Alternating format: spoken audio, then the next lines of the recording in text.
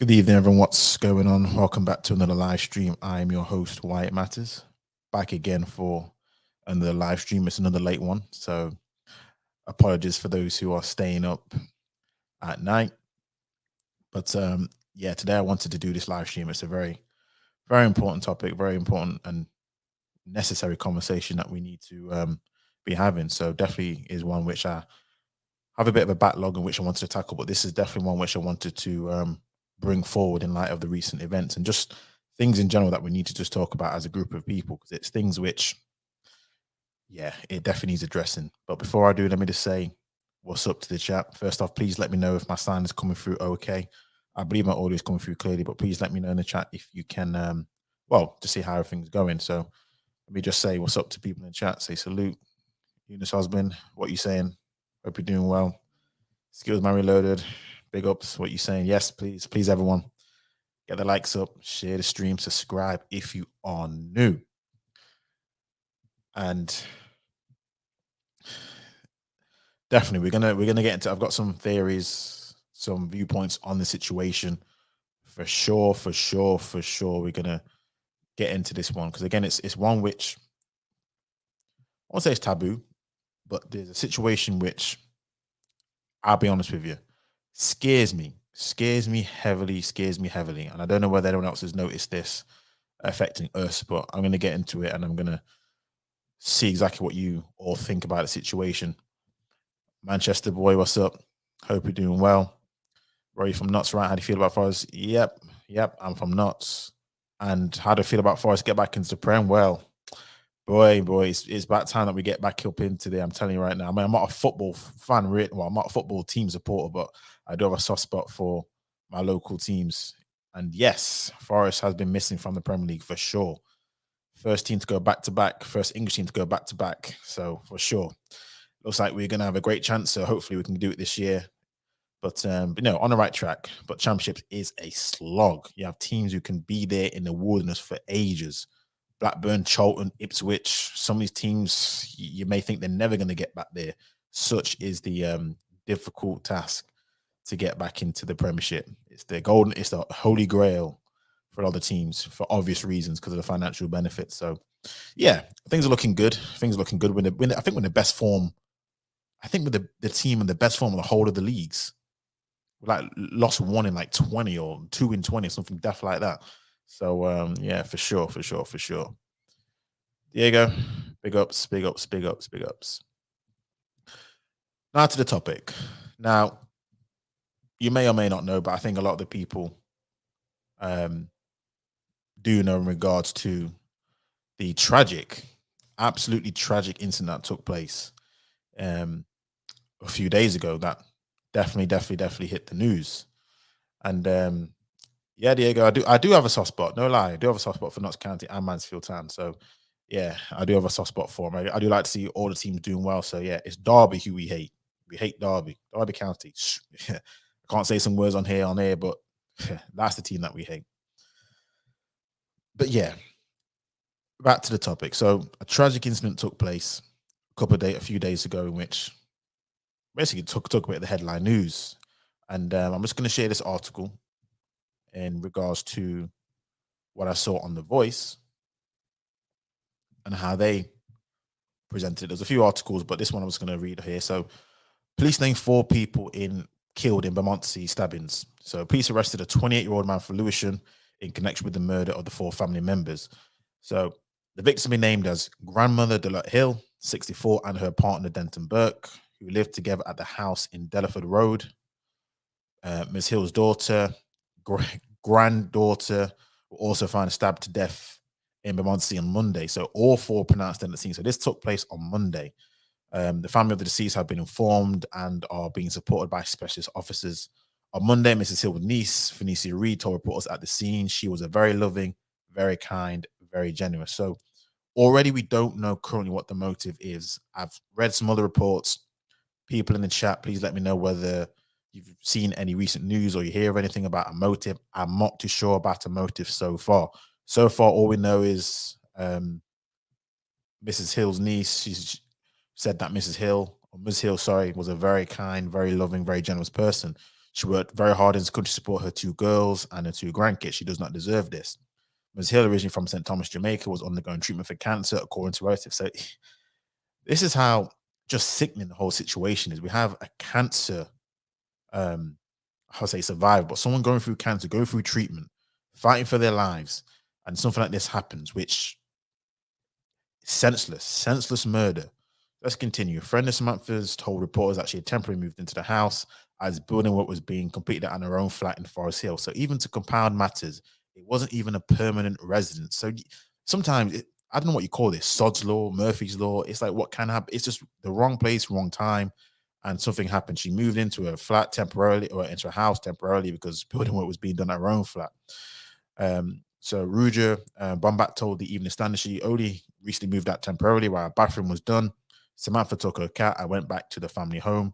We are devastated. We got on so well. She loved music and worked at Nat West. Let's see a picture here of Samantha, the youngest, 27, who was killed. So when officers entered the house, they also found a man, and officers deployed a taser in order to detain him, and he was then arrested on suspicion of murder. The 28-year-old man from Lewisham was previously being treated in hospital and is now in police custody, the Met said. Detective Chief Inspector Linda Bradley, who leads the investigation, said this was a truly horrific incident, and I fully recognize that the distress from the family and the community will be overwhelming.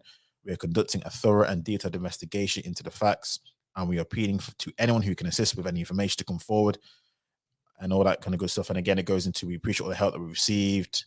And again, you got the pictures of all the people who's been killed. So it looks like the investigation is still on the way. They've got the suspected, I suppose, killer, murderer in custody. And I think I read another article from the Daily Mail in which the shocking thing about this situation is, I think it was the boyfriend of the daughter, who was 27 years old. Let me just get her name, Samantha. If I read everything correctly, if I read all the stories and all the commentary so far that I'm aware of, he had just met the family like a week ago. So this is not a situation where he had known the family for a long time. They may have gotten some stupid bickering argument, even though it don't justify anything. This was a situation of a completely senseless murder for no reason other than what I suspect is a guy who has a mental disorder. So this is kind of where a lot of people have been going. This is where I'm going with it. Again, I'm not too sure. I have no idea what took place. I think there's a situation where there's no, during the story, the information that's been revealed, there's no plausible reason as to why he would need to kill him in self-defense. I mean, not only did he killed the whole family. He killed the grandmother, the grandma's partner, the mother, the daughter. It's like, I find it so interesting. I just don't understand why this guy, of all people, want to do something like this. And we have to talk about protection. So the aim in the stream is to really talk about the situation. How do we make sure? Because this was a guy who he deserves, in my opinion, and we don't have this, he deserves to be hanged. I think he should be not imprisoned. I think this kind of guy, this kind of senseless murder needs to be stricken from our community. I don't think anyone should try and protect him. I think the situation where, if I be honest, he's probably got some mental illness. He was let out for other reasons, which we're going to get into. And it's a very, very, very, very sad situation that unfolded. And one of the things which I've noticed, because this is not the first time that I'm hearing a story like this is the most disheartening thing. Because, and this is really what I want to get into as well in this live stream, there is a prevalence among Black people to commit certain crimes like this. Over the last, I've been looking at some stories, and this isn't the first time I've seen this. And I'm going to play a video from a guy who I'm subscribed to, who has some very interesting takes regarding a lot of things regarding our people. And he made some points which, when you connect some of the dots, it makes a heck of a lot of sense. It's a very, very, very, very sad situation, but it's something which, do we as a people actually truly, truly register on the Richter scale? We talk about mental health, but are there certain things that play that we are not looking into? So I'm going to play this video. Okay. I'm going to just put the fair use on there, just because you know how this stuff, it's not like a BBC, it's just a guy on YouTube. I'm subscribed to him. He comes out with some interesting content. A lot of people don't like it. If it's going to offend you, it is what it is. But there's a conversation that we have to have on this situation here about, we talk about protection, but do we need to have some more understanding as to why these things happen and why we seem to be the ones who do this? this is the thing which I'm really, really, really interested in. So let me just share this. Let me get back onto the screen and play this video. All right, got the fair use up here. Let's go. Hello again. When I read last September that somebody had run amok in the middle of the night in Birmingham, hacking people up with a knife, killing one of them and injuring another half dozen, I knew at once that this was going to be a member of a visible minority. All right, just to stop this right here, though. So this was a video that was produced in June of last year. So June of last year. So date now is 28th of April 2022. And this is something which, again, we don't seem to talk about often enough. But this man over here, he's been talking a lot of stuff about Black people and race, situations like that.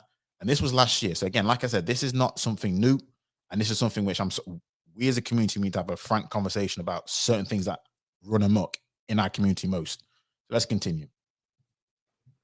Let's face it, this has to be a toss-up between a religious maniac from South Asia, inspired by Islam, or a black man suffering from paranoid schizophrenia. My money was on a Caribbean who hadn't been taking his medication, and so it proved. There's a problem heading towards us with this kind of person. That is to say, we are likely to be seeing more ferocious rampages like the one which Zephaniah McLeod launched last summer. Perhaps I should explain why. The thumbnail to this video shows Zephaniah McLeod, who has just pleaded guilty to manslaughter and attempted murder. Black Caribbeans in the United Kingdom are 9 times more likely to develop schizophrenia than white people. Black Africans are almost 6 times more likely to have the illness at some point in their lives. This tendency is passed down through the generations and has a strong genetic component. Black people of African origin, whether in Africa or the United States, are more prone to carrying the genetic markers for susceptibility to this type of mental illness. They call this the polygenic risk score.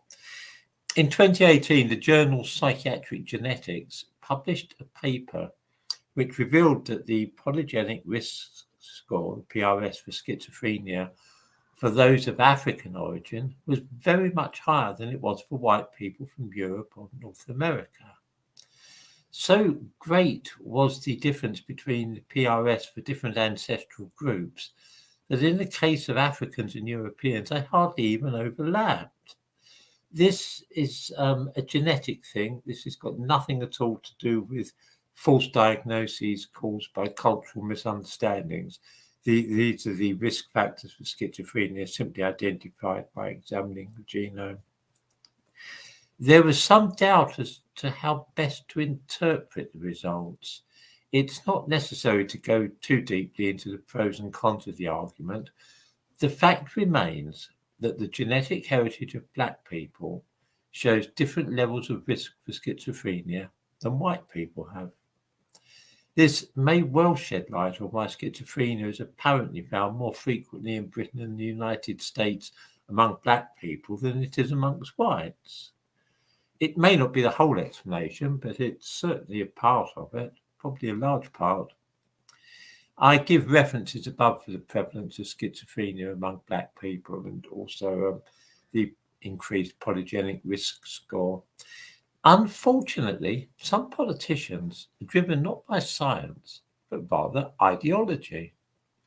Just as the number of Black people stopped and searched by the police is seen as being a problem, perhaps one motivated by racism, so too are diagnoses for schizophrenia seen to be a matter of racism rather than simple science.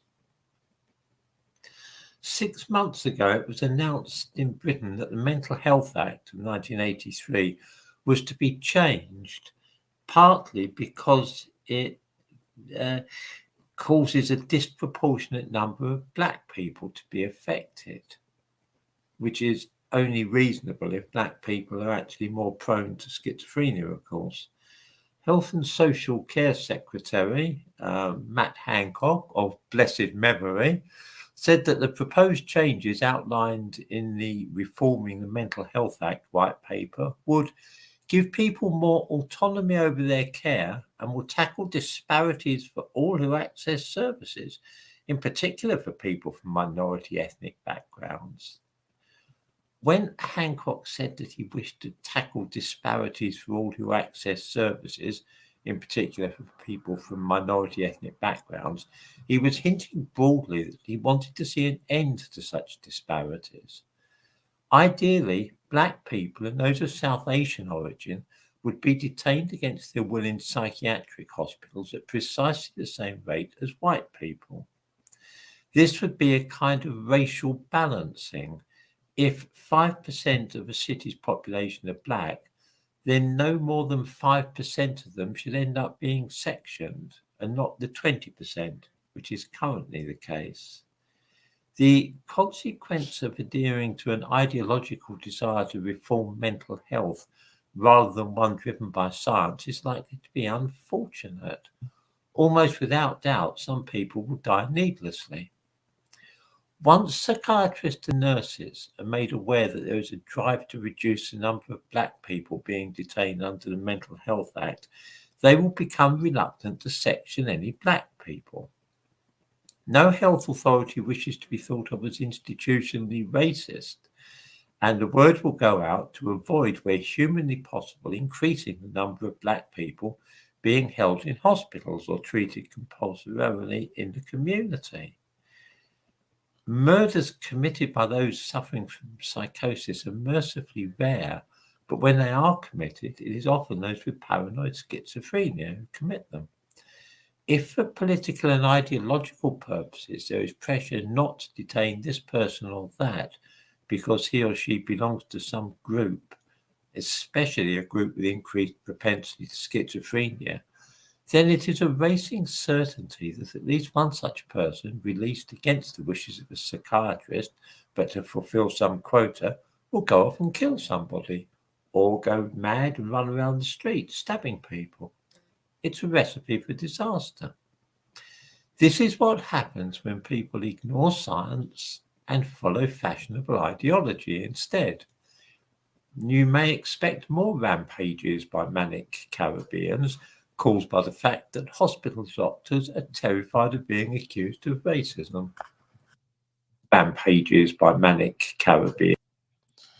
So you've just heard that live stream. Well, we'll say that video. Now, this channel actually is a very, very fascinating channel. Now, I know I'm going to say this. I don't agree with everything that he says, but there are a lot of things which, I'll be honest with you, there are situations here where I'm saying, when you look at the science, forget your egos, forget ideologies, forget what it is. There are some situations here where it is true. We look at the mental health in the UK. Now, people argue mental health will be a combination of things other than DNA. Nurture is an example. But when you look at mental health in the black community, black Caribbeans, black Africans, there is a massive, massive higher propensity for a lot of black people to suffer depression, to be sectioned. Do you know, funny enough, it's not until I got older when I realized just how many like family members who have this. Sometimes it's always hidden pasts. You know, when you talk to your family members, there's always that family like,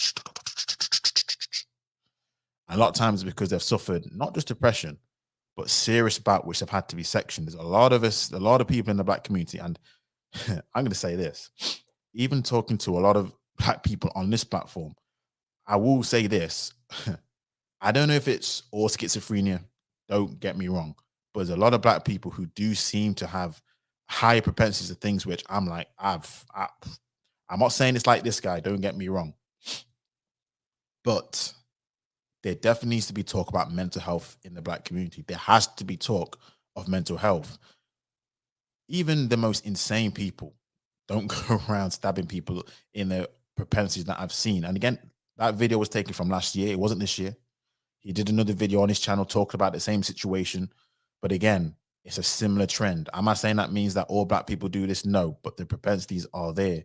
So when I look at this incident, when I see the incidents that took place, one in Manchester, one in Birmingham, one in Glasgow that happened with that, I think it was Somali who was unhappy with the Wi-Fi and he decided to go on a rampage. If you remember that situation that took place in Glasgow, this is a situation that is very prominent, which we really have to kind of talk about, It's a very sensitive topic.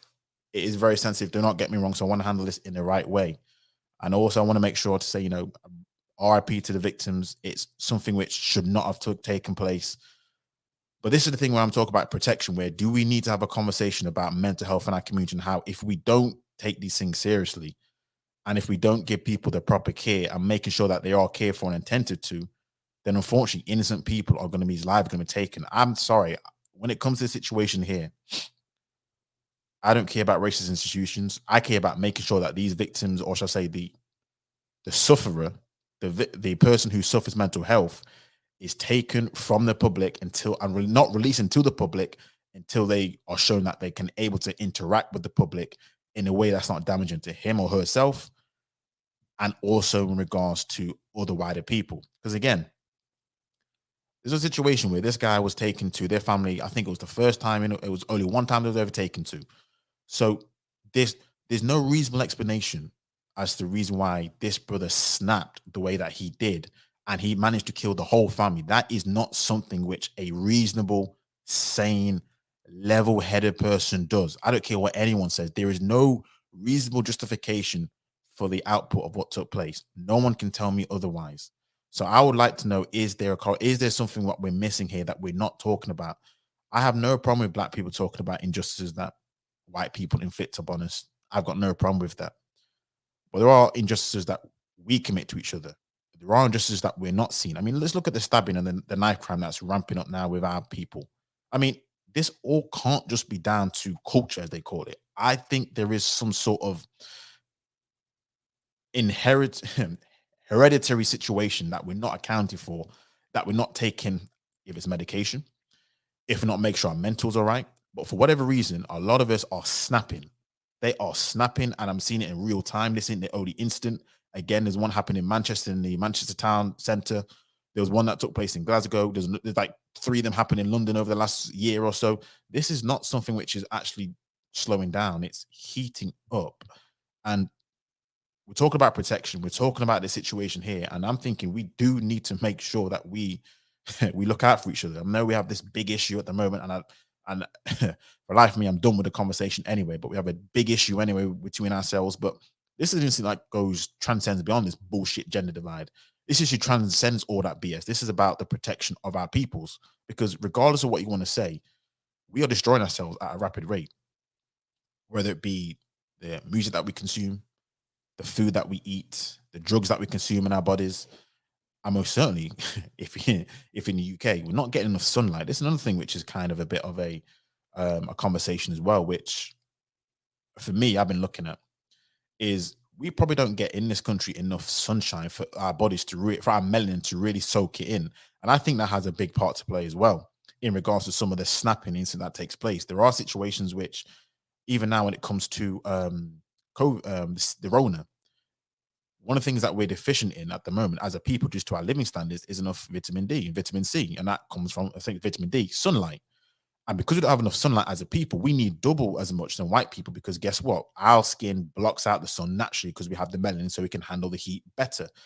But that means we need more of it. So we need to make sure as a people that we're taking care of our fundamentals and mental health. Because at the end of the day, I'm sorry, people. When I speak and listen to some of the things in the chat, I don't disagree with what his name Sam Webb was talking about, where black people seem to be a little bit more on edge in terms of mental health. There's a lot of crazy people in our community. I don't want to use that word crazy. Let's use the word unhinged. There's a lot of people in our community. When I listen to it, I know there's something going on here. There's something going on, which I believe it's dormant in our DNA, maybe, and gets triggered by certain characteristics which we need to attend to. And this is a situation here when as soon as I saw this story, sad story, tragic story. And by the way, I'm going to say this. I appreciate that everyone's mental health is different. I really do. And for sure, you should get your help with that. There's, at this day and age where we have open talk, men especially, communication lines are open about talking about your issues. There's avenues where you can like talk to Samaritans. There's avenues out there in which men especially, because let's be honest, these are men committing these crimes. There are avenues out there in which men can have enough conversations with, it may not be a family member, but the right people, because sometimes the stranger can be the best ones to talk to. Let's be honest. Sometimes it's better to vent to strangers than venting to family, venting to friends, because that may come right back around and hit you right in the face. But there are avenues out there in which we can seek help. So at this state day and age, at this stage, with all the knowledge, with all the information out there, with all the tools, regardless of what you think, it's not enough. There are enough tools out there that gets promoted about mental health. Mental health is huge. At most workplaces, they always have like a mental health week. I know in my workplace we have a whole well-being sort of Wednesday, in which for an hour we talk about well-being and we try and make sure meditation.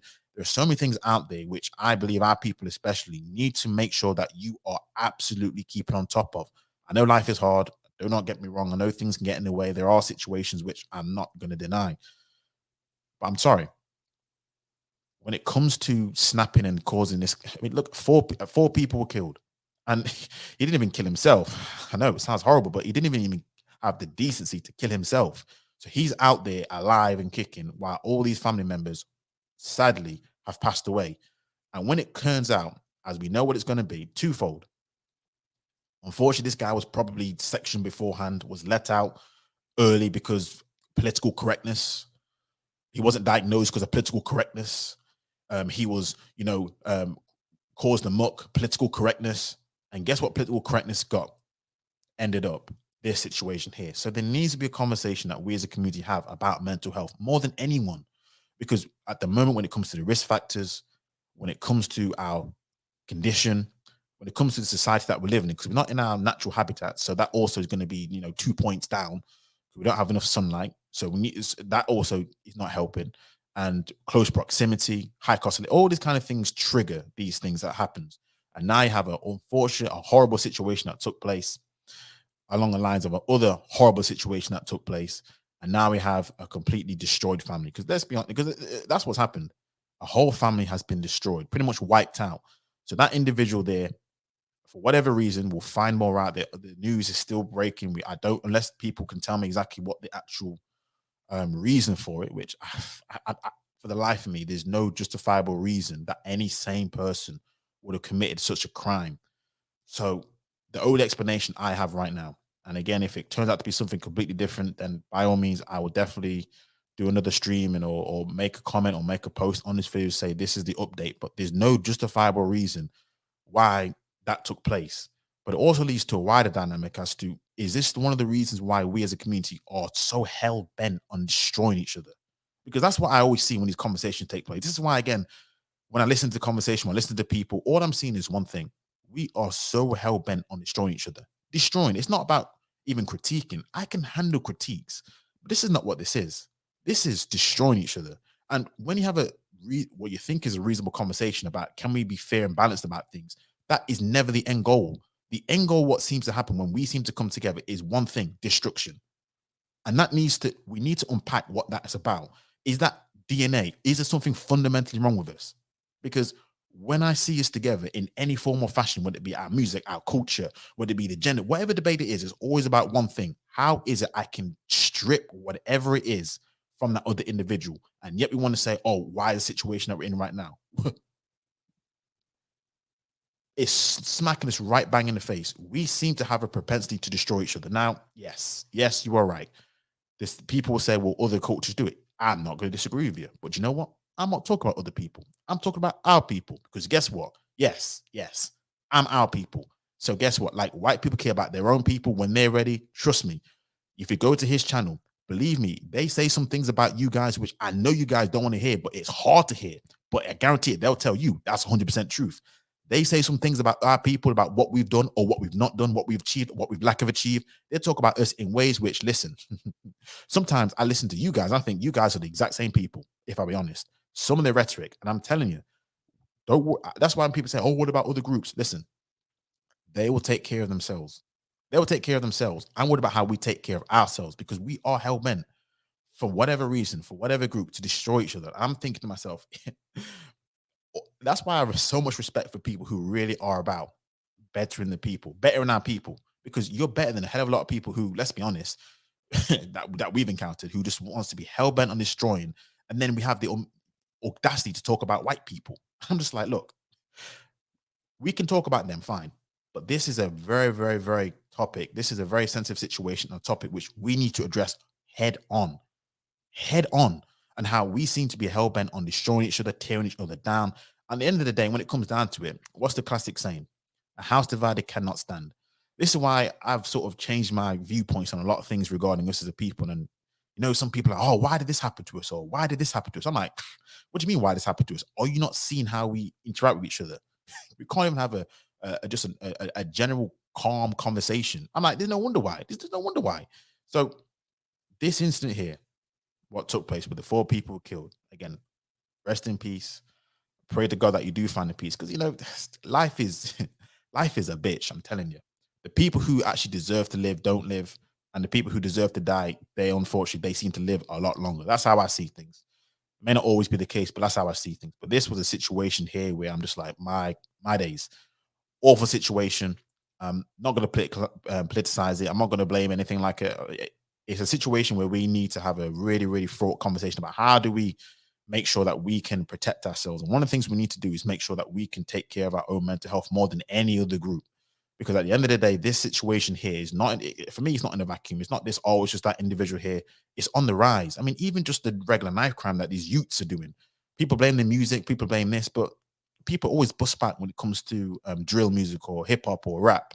Well, it's these middle class white kids. They're the ones who's buying the music. They're the ones who are listening to it. They're the ones in the concerts. And yet, guess what? They're not killing each other on their rates consistently that we are doing. See, that situation that people talk about Glasgow, cool. But white people will do, because they actually understand things. They will make sure that they sort themselves out. What do we talk about?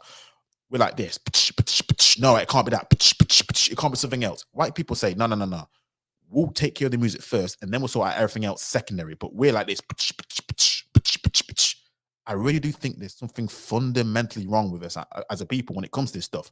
Only people who have mental issues, I'm sorry, have these conversations that we have to the way that we have it. It's crazy. And when I have a panoramic view, people may disagree with me, that's fine. But when I saw the situation, when I saw just a panoramic view of what's going on, and this is just something which, again, this is going to happen again, people. This is the thing. This is going to happen again. And when it comes to, for me, diagnosing or understanding people are crazy. I mean, listen, for me personally, when I look at people, I see how shifted they look.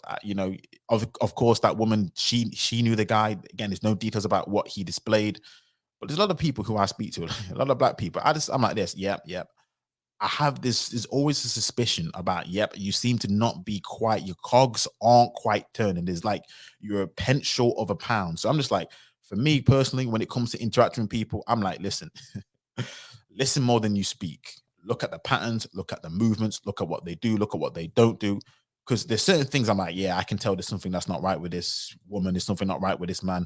And I'm like this. Once that happens, some people risk it. There's certain things I will not risk, because again, I'm not saying this is going to be the output. Do not get me wrong. But I'm sorry. It's better to be safe than sorry. It's a survival technique. This is why, again, when it comes to racism, I'm going to say this. Racism and prejudice is nothing but a survival technique. People argue about it, but I say this. The reason why we have our prejudice, the reason why we have our stereotypes, the reason why we have what we have, it's designed to protect ourselves from death, because we as a group of people are designed, or at least evolved, to survive. Survival of the fittest. That's what I kind of believe, just based on how we are. People may disagree. Cool. But at the end of the day, there are certain situations where you as a human being, okay, we're not going to risk it. Even if it may, you may think, oh, that was a bit, that was a bit bad. That was a bit racist. That was a bit this. People understand the reason why. It's because you're trying to protect yourself. You're trying to make sure that you can survive another night. This is why, again, men don't understand it. And even I get a bit hard time, like, oh, whatever. But when women say stuff like, they do see men in a different light at night, for example, they may cross the road, like, whatever. I'm not one of those guys. It's more likely to be the percentages. We always quote the percentages. But at the end of the day, if she's a vulnerable woman late at night, she's going to protect herself. Like when you see a group of youths, you're like shifting around in some hoodies. You're like, okay, all right, let me just walk around this long way, or let me just take this other route, or let me just do this. Why? It's not because you're thinking that these guys are going to do something bad.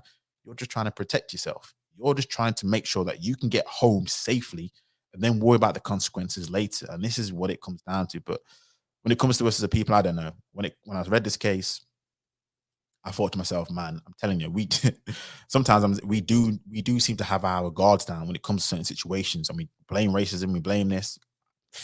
I don't know. I don't know. But yeah, so this was my thoughts on this topic. This is what I really wanted to get into and talk about how we as a people protect ourselves. How do we make sure that these situations are less frequent? Do we may need to make sure that we have regular checkups? I don't know how many people get regular checkups or even assess their mental health properly. How many people actually do these things? There are a lot of situations which I don't know. People talk about improving themselves, but I think it's all a BS. I think some of the content that we consume is not healthy for us. Some of the foods that we consume is not healthy for us. That affects our serotonin levels. Things like food, all these things are drugs. All these things affects how we perceive the world, affects how we move in the world. There's a reason why a lot of these things about diets and things which aren't just a way of trying to shame people. Truth be told, it's actually to help you as a functioning adult function at its proper method. A lot of these things like fast food, if you, it creates addiction. Sugar, all these things which are in these foods. I'm telling you, these affects your mood. It's like with kids, obviously the tablets, the pills, all these things that they do. It's crazy, but this is how these things affected. We're not in the best health as a community. Let's just be honest. We're just not. We may not eat the best kind of foods. We complain about this and that, but I don't know. Is this one of the effects that we see? It triggers certain things elsewhere. We all know about our plight that happens, but I'll be honest with you, a lot of these things, bro. If I get into it, but yeah, talk to me, people. How do you perceive this situation? So let me just go through the chat before I send the link out, because I really wanted it to be as sensitive as I can be about the topic. It's a horrific incident, and it's something which, yeah, I was when I saw it, I had to like take a double take and really read it again, because I couldn't believe what I was reading. And one of the things which I was like, not only did they kill the granddaughter, till the grandmother and her partner, killed everyone.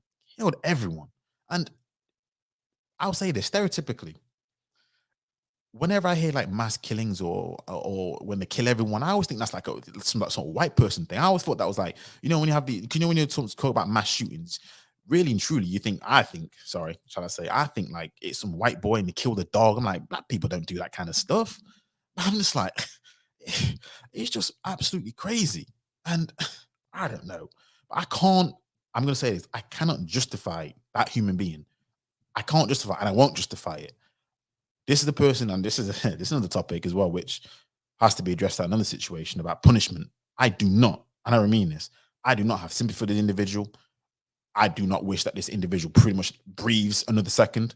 But again, we have a law in place. We have a court system. We have a justice system. He will get his day in court. I guarantee it will be pled under some mental health acts. You'll probably go under the mental health section. But I'm sorry, once you decide to take certain things in your hand, I don't know. I do not know.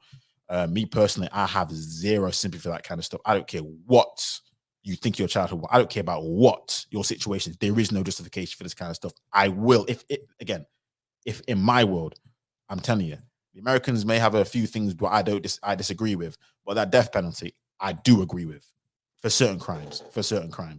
But yeah, let me see what's saying in the chat. Yeah, Manchester boy, this is it. Absolutely. There are a lot of tap people. And again, I don't want to be insensitive.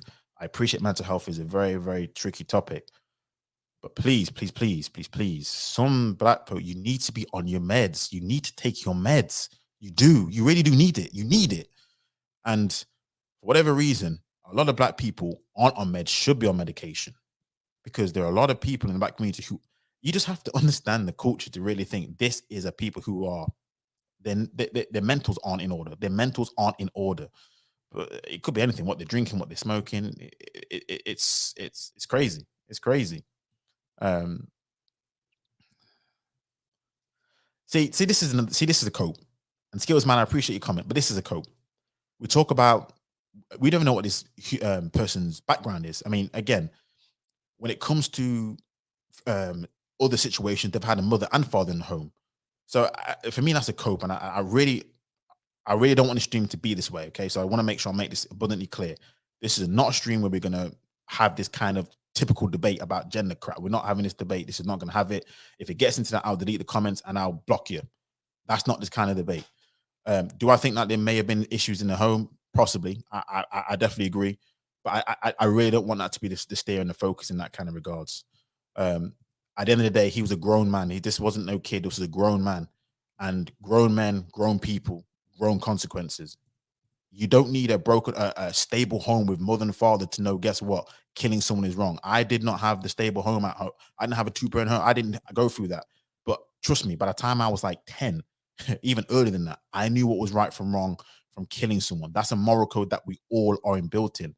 Now, granted, some people have a different type of code due to maybe severe trauma, but I'm sorry, a lot of things I call BS on. I call complete BS on. Um, so yeah, yeah. I mean, listen, yeah, I also agree. There is a, but that is shifting though in regards to stigma on mental illness. Um, and this is the thing. There's a massive, massive drive. I know you probably wrote this before I talked about mental health. That's being talked about on a way different wavelength nowadays. Mental health now is not as taboo as it used to be. No way near. There's been the actor David Harewood. He was been forthcoming about his mental health issues that he suffered, and he was sectioned in regards to it about not belonging, and he had a book on it. So yeah, I would agree. In the past, it definitely was a stigma, but that stigma is no way near the same as it used to be. No way near the same as it used to be. So I do implore each and every one of you, if you feel a certain way, please, please, please, please, please get yourself checked, because at the end of the day, it's better to be safe than sorry. At the end of the day, you got different type of it don't have to be literally medication. People do meditation. It may be again sun. It may be sometimes the diet. It may be a load of things, but you can get yourself checked. You can get your body checked. You can get your health foot checked. Please, please, people, get yourself checked out. We're living in a time now where we've got all these weaponry. Where beforehand it would probably been different to do what he did. It's not good. It's not good. Most workplaces have mental health well-being. That's exactly what it is. Um, so yeah, yeah. I agree. Self-improvement. But here's what I'll say to that, because there is a level of what's the word? Self-awareness. Like even if talking about getting your money, but ultimately I agree. But mental health is really, really so much bigger than a lot of things. And even I give it credit for, because again, I'm not no therapist. So please do not take my advice as gospel. I'm just trying to point out these are things which me, myself, just to help my mental health during some dark periods, just to make sure I consume the right content, make sure I eat the right foods. There are such, even things like exercising. I'm telling you, when I have a good workout, I eat the right foods. It's tough, but sometimes after a while, I'm like, you know what, bro, my serotonin levels have reached back to a standard, and I feel good. You feel good, looking good. There's a feeling to it. So yeah, for sure, self improvement. But there's also something as well, which whatever reason money can't buy, and we always talk about vices and whatnot. But yeah, for sure, self improvement. But just making sure you just get that right amount of due care and attention, because that is absolutely crazy. And again, for us as a people, well, I don't know whether you believe that Simon Webb said in that video in regards to whether black people of African and Caribbean have genetic markers which predisposes. This is the next thing that predisposes us to having schizophrenia. We all know when it comes to being sectioned by the mental health, we are more at risk. We are more at risk of being sectioned. People may put that down to cultural issues, i.e., racism or cultural misunderstandings. But I'll say this: I think all can be true. I think it's the risk factors that we share. I think it's also a fact that we do go through situations. So I'm not discounting any of it. I'm not saying that's the whole part of the truth. I'm not saying that's no part of the truth. But when I see trends, when we see trends, people, this is the thing where I'm be honest with you, white people have the edge. They are more analytical and spot trends. They spot trends a lot sooner than what we seem to be able to do. So all I'm saying, when it comes to situation, a horrible incident, there's trends. Again, the video I played, that was last year. And we seem to have a hard time heeding warnings about things. I don't know what it is. We seem to have a hard time heeding warnings about where we're going as a people, what our people looks like, how we're going to evolve. We seem to have a very, very, very difficult time understanding trends. And 20, 30 years down the line, we're like, oh my days. I'm like, yeah, we know this. You were told this, but we didn't do anything to correct it, because guess what? We were just in cow cuckoo land blaming the white man every single 5 seconds. And that's another thing. Again, a lot of people, again, who are on that side of helping black people, I have no problem with calling out white people, but we need to also call out this situation here and say, look, trends are spotted that we're destroying each other on a record pace, record paces. So what is that? What is that? We need to have a conversation outside of the stereotypical, it's racism, it's white supremacy. Not everything is white supremacy, not everything is racism. And the moment you put it down to those two things, you lack critical thinking and you lack the ability to be able to see far in the future. And actually, you do a disservice to us as a people, too. There are other situations at play that sometimes we don't even scratch the surface to until it's too late. And we have this situation here that took place in Bermondsey on Monday. We had situations that took place in Manchester, Birmingham. We've had so many situations here. And sometimes when I hear some of the stereotypical tropes, I'm saying, no, no. There's something deeper at play here that we need to talk about, need to really get under the hood under and understand what is it as a people that drives us to do these things. Because I do believe there's something there. I don't know what it is. This could be me talking, me being a bit more emotional than usual. I don't know. But there's something there that does need to be discussed about why we as a people are more prone to destruction of certain things, which makes no sense. We're more prone to loving other people who have destroyed us historically than our own selves. It's crazy, but this is what happens. This is why some of this conversation that we've had on my channel, on other channels, I'm sitting back thinking, wow, wow, wow, wow, wow, wow, wow. People will say it's white supremacy taking hold of us, but I'm like, I don't know. Maybe there's something inside of us that has always distrusted each other. Maybe it's something inside of us that's always created a war. And the fact that we're in another person's land, it makes it easier for us to be so much more divided. I don't know.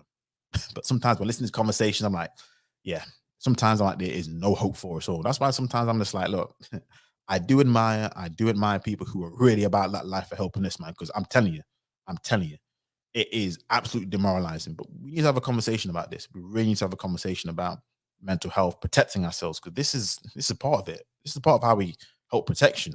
Because at the end of the day, I don't know what could have been done to prevent it other than two things. Either he must have been um on I didn't have a radar or on a situation where he'd probably been sectioned beforehand, but again they decided because of political correctness to let him out. They thought, oh, we can't keep him in, whatever, whatever, and he gets discharged, probably not taking any medication, probably no one's looked after him, cared for him. I don't know what's his family saying. Again, the story's still brand new, still fresh. So unless anyone can tell me anything different, then I've got, again, we don't know the motive so far. We have no idea what could have drove him to do this. We have no idea about the conversation that took place preceding the murder. That's another thing. Was there an argument? Was there shouting? All I know about the victims is they were good people. She was a cancer survivor. So what in God's earth could she be arguing about? This is the thing. The grandmother, sorry. The grandmother was a cancer survivor, a wonderful woman, a woman who was helping the community. That's what it sounded like from all the information that we've received so far. So what in God's earth could have been a motive other than this guy had an episode? That's what I'm coming down to. And this is where I'm just thinking to myself, I don't, yeah, I'm up. A lot of people are a lot more nice on certain things than I would be. Again, once you do certain crimes, to me, that's it, man. You're just done. I don't care what. Sometimes what trauma you've been through. Everyone's been through trauma. Who's not been? Who hasn't been through something in life? We're all not clean. That's no excuse for some of the things that takes place, especially this. There's certain things I can forgive. There's certain things for me personally I can never forgive. But that's just me. But the link is in the chat, people. I don't want to keep on too late. I've had a couple of late ones, so I know I appreciate everyone for being here. Please make sure you like the stream, share the stream, subscribe if you are new. So I do appreciate that you all tuning in. I do thank you for it. But I've the links in the chat in case you want to come up here and just have a conversation about the situation, your thoughts. Is it something that we can do as a community to really um, weed out risk factors? This is what it is: risk factors. It's just a situation where how can we help protect each other? Because we talk about protection, and I don't disagree with protection. I think we all need to protect each other. Men, women, women, men. We all need to protect each other. We all have a part to play because at the end of the day, we all help. We all make up the community. There's only two genders: man, woman, children. That's how it is. So this BS that we talk about, whatever. I'm not going to talk about it today, and that's not the topic. But we all are supposed to help each other and look out for each other. This ain't no you do this, I do this. We're all supposed to look out for each other. So yeah, if you want to come up, um, stream frozen. Can you hear me now? Let me know. Am I back? One second. One second. One second.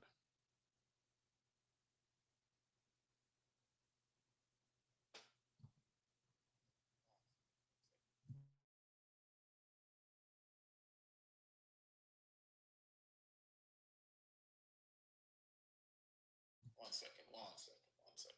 Well, I can hear my stream. Skills, man. Let me know whether you can hear me. Can you hear me? Let me just put something in the chat. Anyone else can, if you can hear me, press the one in the chat, people, because my stream on my phone seems to be coming through okay. So I don't know.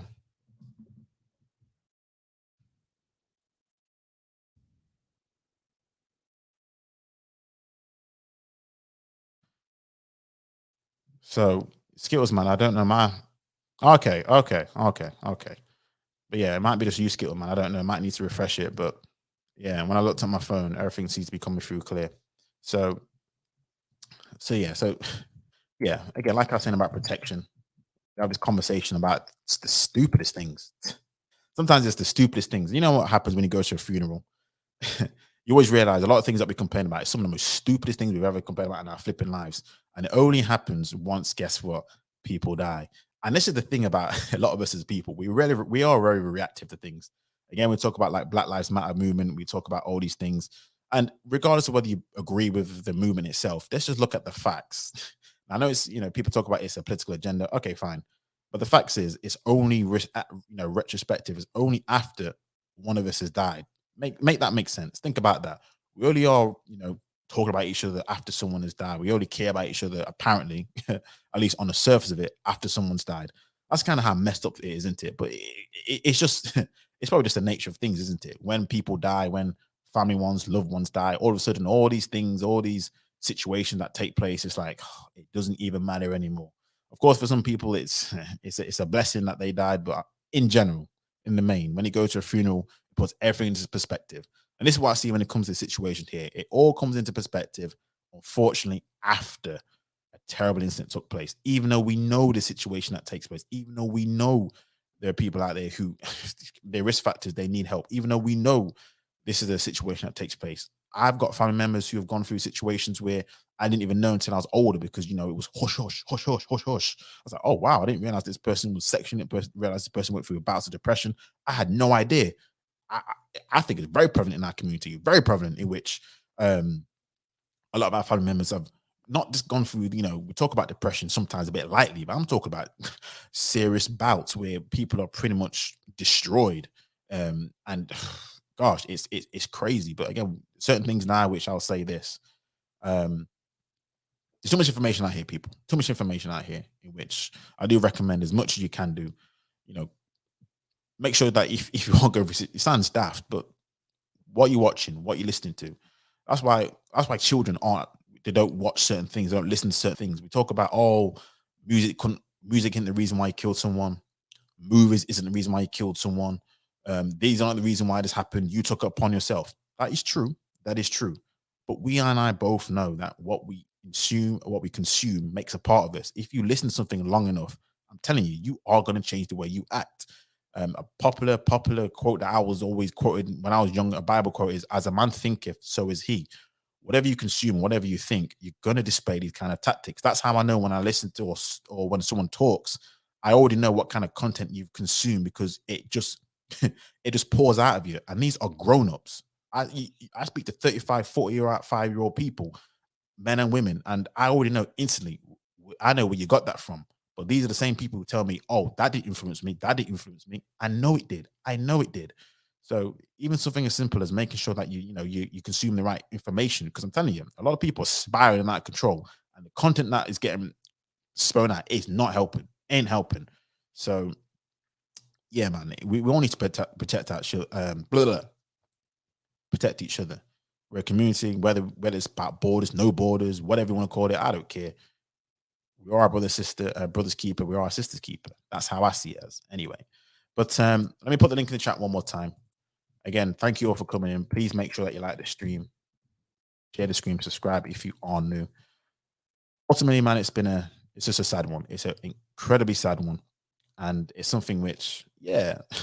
The worst thing about it is I know what's going to happen in the next 6 months, 7 months. You're going to hear another situation like this and another situation like this.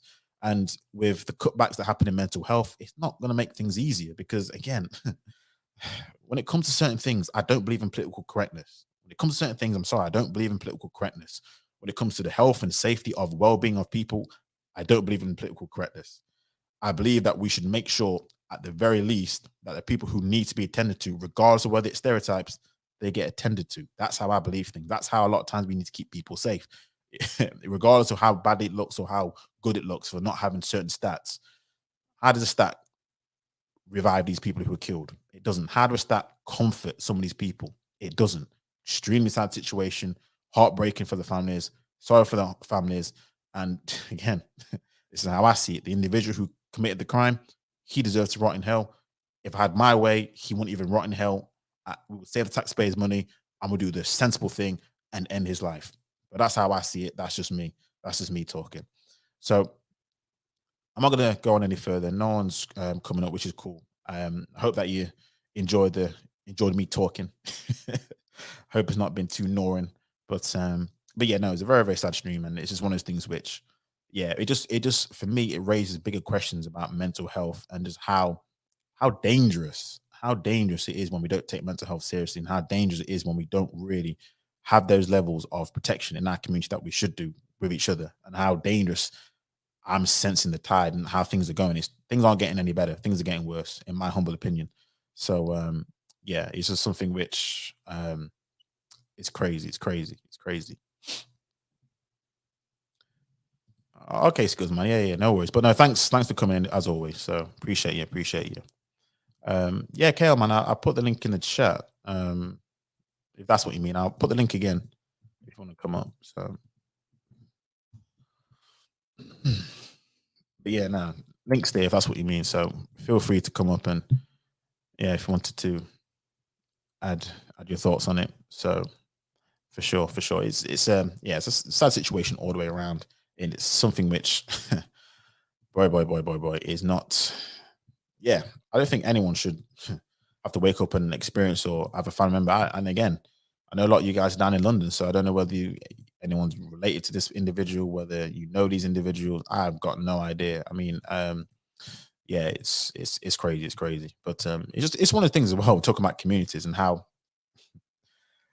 we really are divided in terms of just us as a people. Whereas if I go like back to the Caribbean and whatnot, how it used to be, I don't know if it's the same as it is now because their culture is changing, dynamic. But how it used to be is pretty much, regardless of what island, it doesn't matter what island I'm talking about. So whatever island your parents are from, but it used to be a situation where I'm telling you, man, you know the expression 6 degrees of separation that we're all separated by the 6 people. I'm telling you, in the Caribbean, it's like 2 people at best.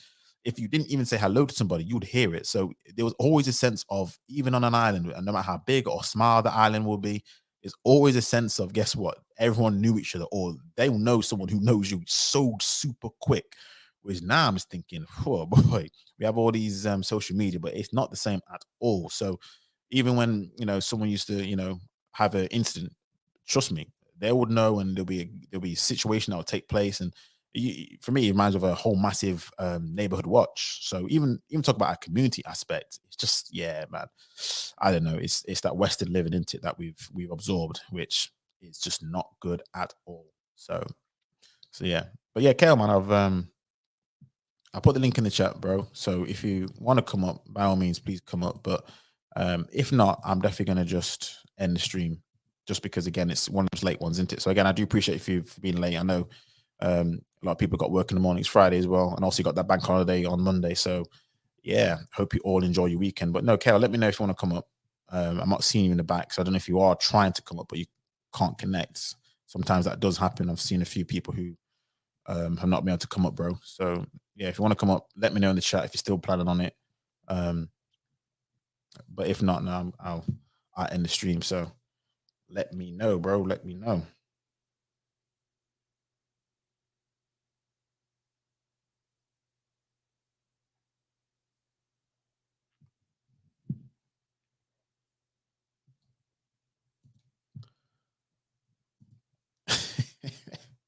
All right, let me the link, bro. Here's a link.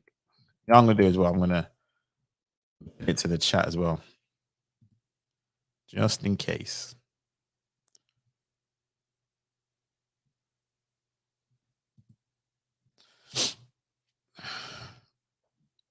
Yeah, links there, bro. Links there. Links there.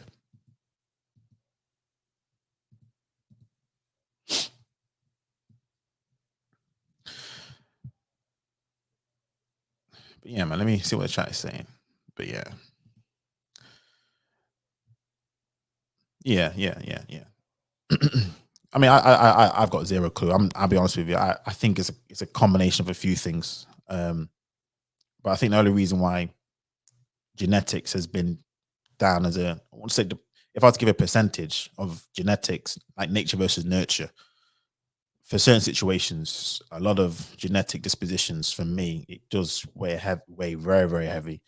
Um, but yeah, I don't know the case, but I think genetics will have a bigger marker than other things.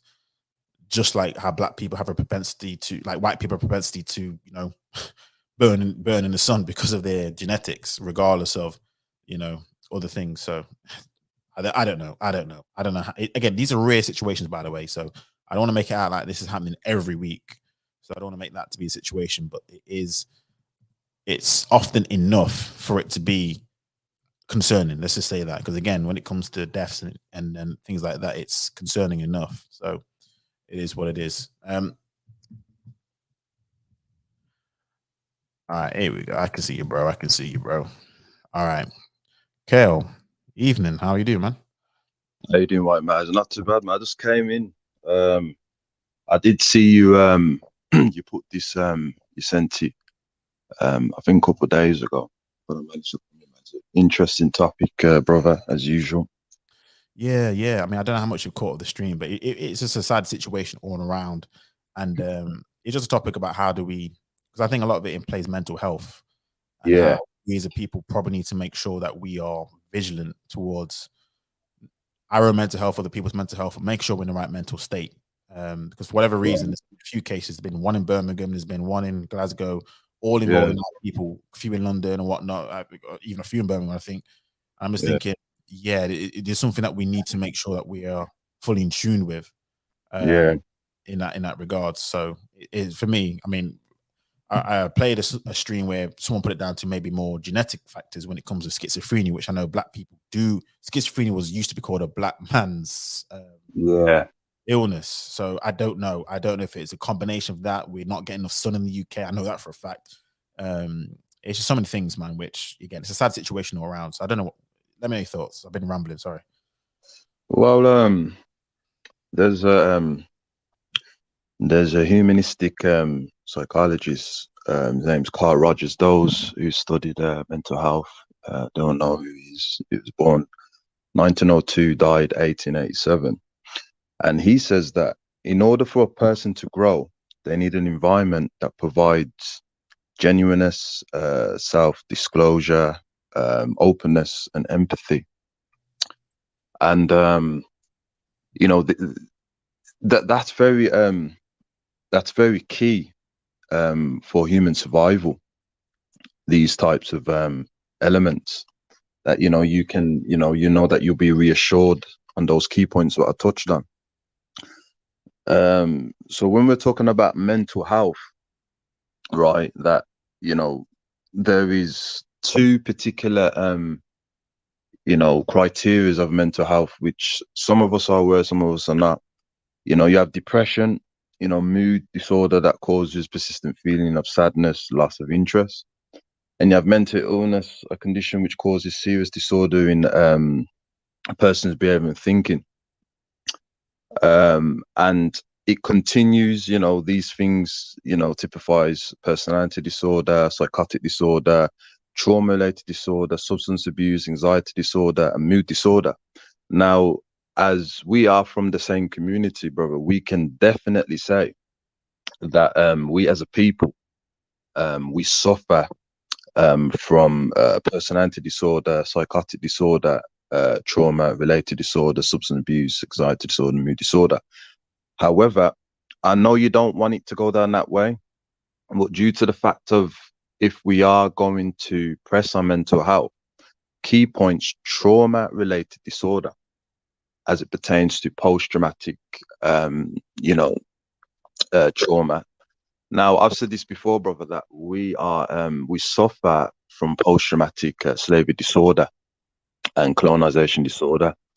And if Carl Rogers says in his blueprint that in order for a person to grow, it needs genuineness, disclosure, self-disclosure, openness, and empathy and acceptance. then we can definitely say as a people, we do not have those things catered for us, if that makes any sense. Yeah, no, it does make sense, and I don't want to deny trauma because it's very true. I think it's just the extent of how to explain it. I mean, by the way, I've got no answers to this. This is all just questions. Uh, Right.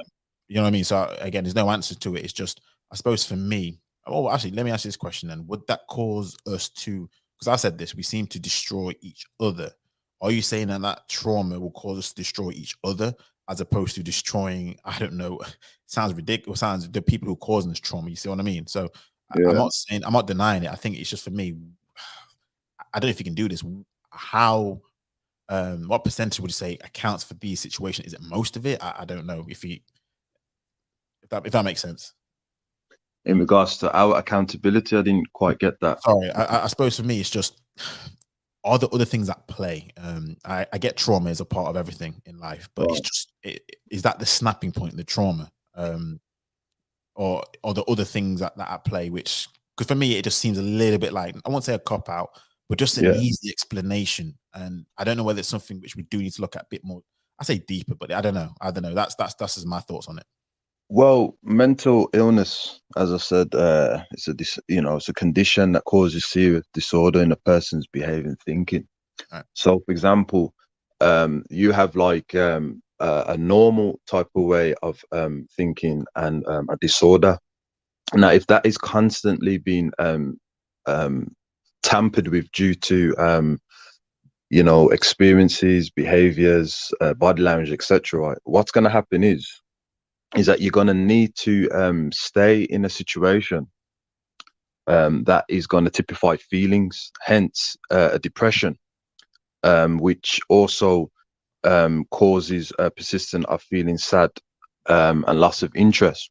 Now, because of what's happened to us, right, we definitely have those elements. So when it comes to our behavior, good or bad, it doesn't mean if you're doing bad that you're exempt because you suffer from that. No, everything has to be held accountable according to rulings how a person is dealt with.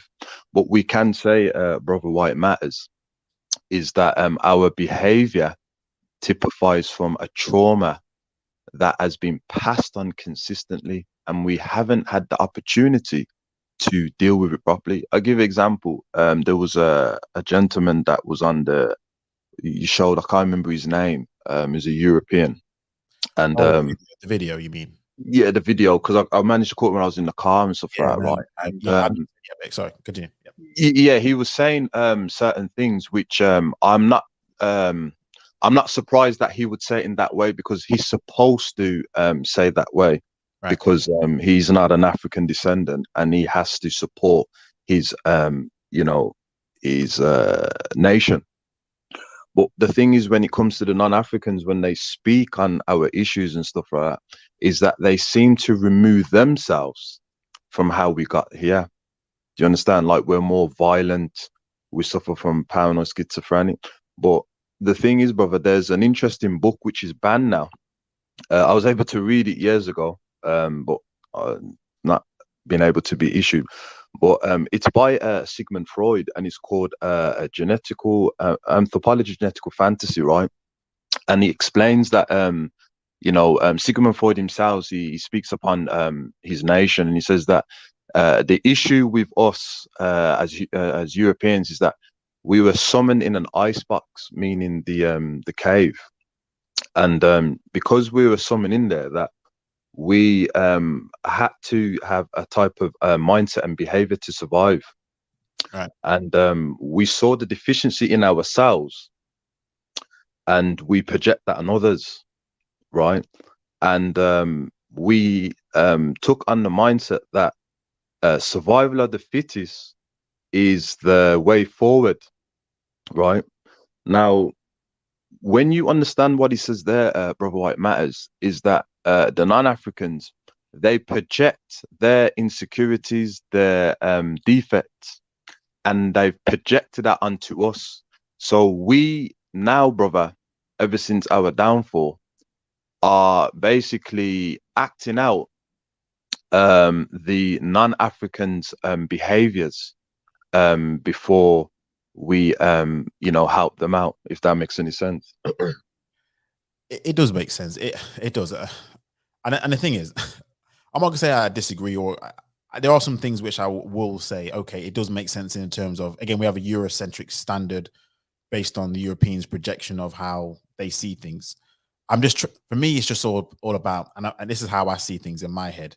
This individual here, how much of this past trauma is he thinking? So all the things that you mentioned about our traumas, how we got to this situation here, as an individual who's born, you're not really thinking of all of those things. You're just thinking about how your family's treated you, you growing up in the world. There's certain things which, for me, it almost becomes that's kind of not something that we consider at that stage to committing those types of crimes. So I'm not going to disagree and say, traumas don't cause these things, because there are some things which, again, we look at the state of our people when it comes to colonialism, and we all know the factors that at play there.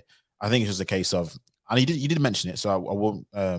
You did mention accountability. It doesn't stop us from being accountable for committing these atrocities, but yeah, no.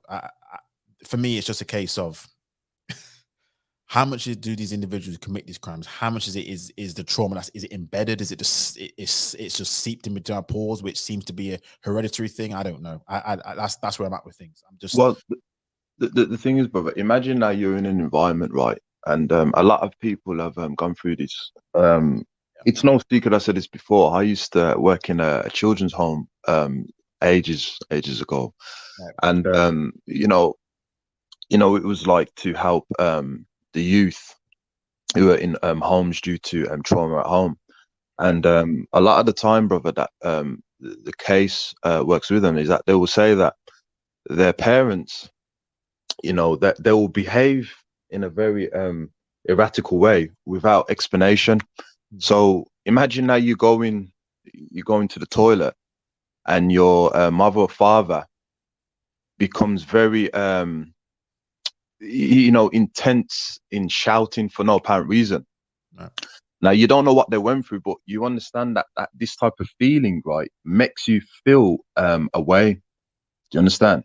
Or some form of cold resentment.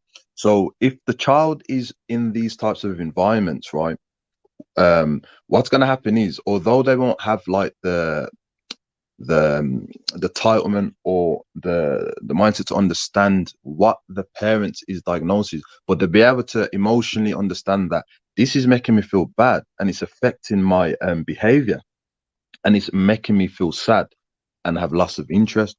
And that's what we need to understand, is that when you are in a depressive mood, brother, is that nobody likes to feel sad for a long time. So you want to kind of like get out of that state by any means necessary, whether it be substance, recreational drugs, whether it be reckless spending, whether it be inflicting harm on someone, just to get out of that particular feeling is very therapeutic and very liberating.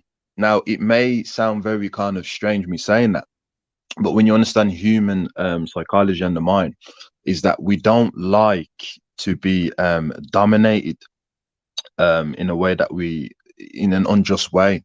We like to kind of have a sense of security. So if I'm feeling very bad and I don't want to keep thinking and feeling this thing, I'm at least going to want to go in a state that will help me not to think or feel like that, at least if for 5 minutes, 20 minutes or an hour. If that makes any sense. No, it does make perfect sense. And I see exactly where you're coming from. So I suppose another part of the question, or what I've been talking about, is in terms of going forward, because in terms of getting outside, getting away from that state, it's how would you recommend, or how do we deal with this situation here? Because it's not going to be a simple thing, I assume, of just saying meditate or meditate. I don't know, of medication. I don't. How would you suggest going forward to try and prevent at least situation that we saw over the last few days and what we've been seeing beforehand? What sort of steps would you recommend that we take to help at least minimize the situations while we're in the condition that we're in? Okay, so what I say is that the community, those who are in the mental health department, the African descendants, needs to at least I mean, kids, they go to school, they start school 9 o'clock and they finish at 3:30. Yeah. There needs to be a regular check in the mornings and when they finish school as well. At least, so I would say before they go to school, when they finish school, and when they go home. And the reason I'm saying that for is that to limit these types of behaviors, there needs to be monitoring, there needs to be assessment. We as a people, bro, I said this already in that, right? Including myself as well. We need to be thoroughly assessed by holistic Black custodians who understand what we're going through and can give us the cure for it. It needs to be a constantly thing until the Creator takes this earth, because it doesn't matter how educated you are, you still suffer from this illness of post-traumatic slavery disorder and colonization disorder. So there needs to be an assessment, the community at least 4 times within the day, particularly the kids and the parents before they go to school or work, when they finish school or work, when they're going to go home, before they go to bed. If we was to have that, that would limit these types of triggers, if that makes any sense. No, it does. It sounds like, again, we call it like a mental health well-being check. So you'll have Yeah. checks at the day to make sure you're feeling okay. I know when it comes to mental health, you have certain questionnaires, especially if you're, I think it's like the CVSS, like the Columbia something suicide rating, where actually questionnaires, European obviously standard, in regards to, have you ever had thoughts of suicide or killing yourself, that kind of stuff, and other things about happy, sad, calm. There's a lot of things. I think they call it the VAS check, or things like that. So is it something like that you're suggesting, that we just have checkups? Yeah, most definitely. Because here's the thing, brother. I'm gonna go on to a traditional African mental health system. There was a time, brother. There's a thing. It's called Siburoth, and basically, it's the tree of life and the equation of understanding light and sound, right? So you have the Kefa, which is the source. You have Binah, which is understanding. You have Inakshman, which is ruling. You have Givara, which is strength. You have Hifir, which is beauty. You have Chesed, which is mercy. You have Hud, which is majestic. You have Yisad, which is foundation. You have Nizak, which is supportive. You have Makul, which is the mother and father of the kingdom. Now, this is the African tradition as well as source as how we understand behaviors and the root of it. Now, unfortunately, brother, because of our great downfall and our great demise due to unethical code of conduct, the center of the core of the mother, the original woman, she has been tampered with. The father, which is the original man, has also been tampered with. So if I've explained those foundations as it pertains to our traditional ways, then we have to focus on the mother and father in order to get back this root, because it does typify the parents, and the parents are needed to kind of put down their kind of desires of how they're feeling in order to bring the best out in the children. With that being said, brother, the community does need to tackle these issues as well, because in our culture, we believe it takes a child to raise the village. So that was just the African spiritual system, brother, and source how things were compared to now. No, I definitely hear that. And again, I was mentioning that, even though we have these conversations which we seem to be at odds with each other, it does take, again, the African proverb, a village to raise a child. And we do need to be mindful of each other. So in these, I say modern times, though, Kale, I will say a lot of the things which will have to probably have a little bit of a modern twist to it. But ultimately, Yeah, it's just a case of making sure that we check in on each other to make sure that we're okay, and our people do these things, and make sure that we have the right sort of care and attention. I mean, let me ask you, what do you think to the current European institutions when it comes to sectioning and medication? Because when it comes to medication, have noticed that when someone's been medicated on depression, they basically they dampen the serotonin levels, and they just seem like they're just walking zombies, some of them. And it's like there's just the soul's gone from them. I mean, I don't know if you have any expertise in that and how you would suggest it, but what type of remedy would you suggest if somebody seems to be on that scale, as we've seen here, where somebody's likely to commit harm to themselves and other people? How would you recommend that would be something that they tackle, or the community tackles? Oh, it's a very because I'm gonna have to be very tactful with this, because I do want to make sure your channel is preserved. You're a great contributor for our people. I will use the statement that you said, which I totally agree with. It's our diet and food that we eat. We fail to realize is that the earth is very explorable when it comes to going to places, but it's also remedies the actual ground. And if you was to understand your body and understand the remedies on the ground, you can actually heal yourself mentally, physically, and psychologically. Now, we know already, brother, the mental health institutions and stuff like that, right? Although it means well, but it's also a business. Giving people certain substance is money. So we want to limit these things in the best way we can for our people. So all these sectioning and things like that, unfortunately, brother, Europeans will never be able to understand the mindset of the Africans. I mean, when you study Sigmund Freud, Carl Rogers, Einstein, etc., they all focus on psyche. And what it is that they remove the spiritual realm, which we as African people had. Is we always understood that above us is the creator, and we rely on him, and we still carry out things that we need to do. But because the Europeans, they seem to not want to understand that there's a higher being than them, they focus on psyche. So because of this there now is that to understand the vibrations of us as a people, they will dismiss it, because it's like, well, we don't understand your vibration. So it's better that you kind of just take this and,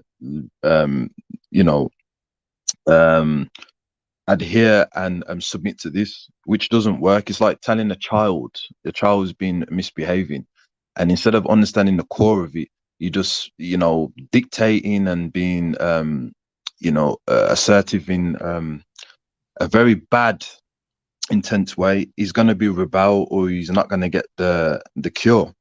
So definitely to section things like this is not a good idea unless it's needed in certain situations. No, I hear that, because I know, speaking about, and this is one of the things for me, I really hate taking certain tablets, synthetic. I like taking more natural situations, like CMOS or whatnot, things like that. I'd rather stay clear from certain types of medication. A lot of people love Europeans in the workplace.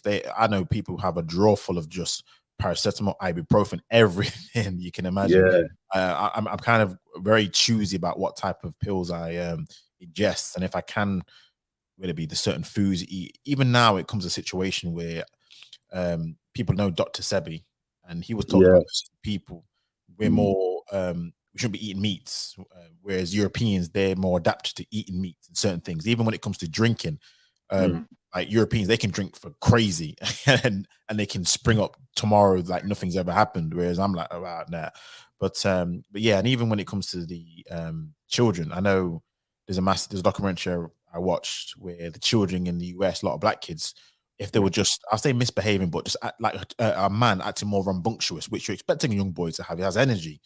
They'll put him on ADHD, and they'll just completely it'll instead of actually teaching the young boy how to be a boy, a black child, they'll just Yeah. quickly diagnose him and put him on ADHD, and it unfortunately it messes the child for a long time over. So yeah, I definitely do. There is some validity in that, even when it comes to sectioning. There's been Yeah. evidence, and people admit that because of the cultural differences, a lot of black have been incorrectly sectioned because there's just been cultural differences. So yeah, I do hear you. I definitely do hear you. So it is interesting why we probably don't. A lot of people try and say that races don't exist or things don't exist, but there are nuances to people, which, if you want to call that different race, whatever, but we do Yeah. need to take into account as to how we do diagnose and treat ourselves, for sure. Yeah, because when you look at, for example, we as a people, we are the creators of the first people, brother, and we're very rhythmic people. When you're seeing the black boys, very kind of animated things like that. This is based upon intelligence, brother. White matters. The black child, the female and the male, their expressiveness, brother, is responsible for inventions that the world is using today, brother. Do you understand? If you look at the earth spins round. It's rhythmic. How we speak as a people, whether it be whatever dialect, whether it be the patois, which is an African dialect, whether it be whatever dialect it may be, the Igbo, the Yoruba, whatever, it's rhythmic. But when you understand like the European language, although it's based upon there's a thing called the Afro-Romance. A lot of the Latin words, there's a lot of African words in. It has a lot of Arabic words in as well. Is that the thought process of consonants, brother, kind of limits the rhythm of the brain. Do you understand? Whereas with the African way and that, because everything is sound, it flows, right?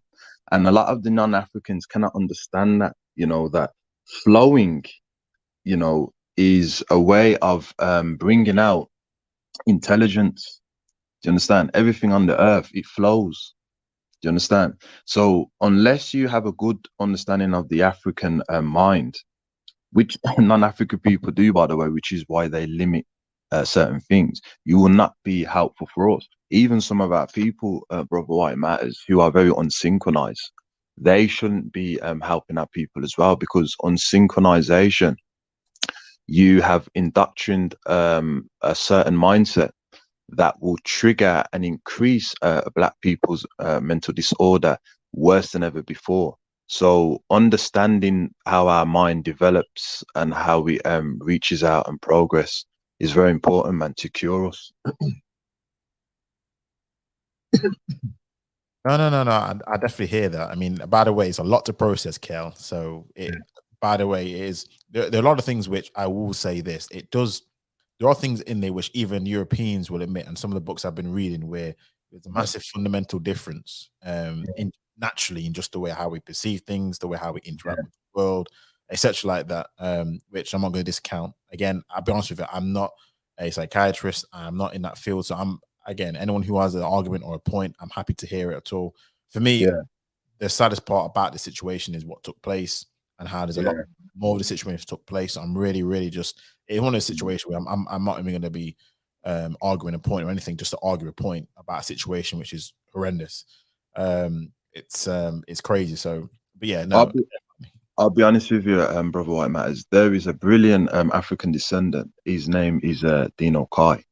Brilliant man, and he's got an organization which I'm part of myself. It's called the ADPAC, and it tackles a lot of these issues. There are some things which he's advocating. If those who want to know, they should follow him and follow the organization, because you are right, brother. We do need to protect our community, not just in the UK but globally, wherever African descendants are inhabiting. We do need to protect them. However, like what Brother Raven has emphasized, we need black custodians in the psychological department as well as in the security department as well, because whenever we get out of hand in our communities, there needs to be black custodian securities that can check them, right, and then reprimand them, and then due to the law of the land, then we can put them forward. You know, this one has violated our code of conduct. And although our code of conduct is for African people, yet still there are certain laws that's been broken, which applies to the land as well. For example, you know, unjust murder, raping, pedophilia, you know, stealing the generational wealth, which is going to help African descendants, and the list goes on. You know, these things need to be put in place to protect the community. That makes any sense? No, it definitely does. And one of the things which I've noticed, which I don't know how you feel about this, is, for example, I went through it when I needed to go to hospital for a family member, and Right. one of the things I was talking about was cultural differences, because they were asking me questions on behalf of the family member. And one of the things that they did put forward to me is, would you like a different GP who's of a similar background? Because that's what they had available. So I don't know whether a situation where like that would be acceptable for UK. Where is it just simply, could we train people to be able to handle different people different ways, as necessarily opposed to maybe a more radical approach? I don't know how you see things. I know you're probably a bit more on the sense of, I don't want them dealing with us in any kind of manner. So I don't know, but I know there's situations where they would allow either certain qualified doctors in certain aspects, or they'll handle different people differently. I don't know how you feel about that types of. Here's the thing, brother, right, matters, right? We are all from every human being, right, descended from the black mother and father of mankind, right? And I truly believe, brother, that the Creator has sent things down for justice and equality. So, because I know this, and many of us understand that, right, we cannot fault the Creator in regards to what happens on earth. Now, when you look at religion, which unfortunately a lot of us are questioning, right, you will not find in the religions, the ones that hasn't been tampered with, and etc., to misjust and not show justice and equality amongst one another. Now, when you look at the non-Africans, why it matters is that their community, unfortunately, has taught them certain codes for survival, as you says in your what's name.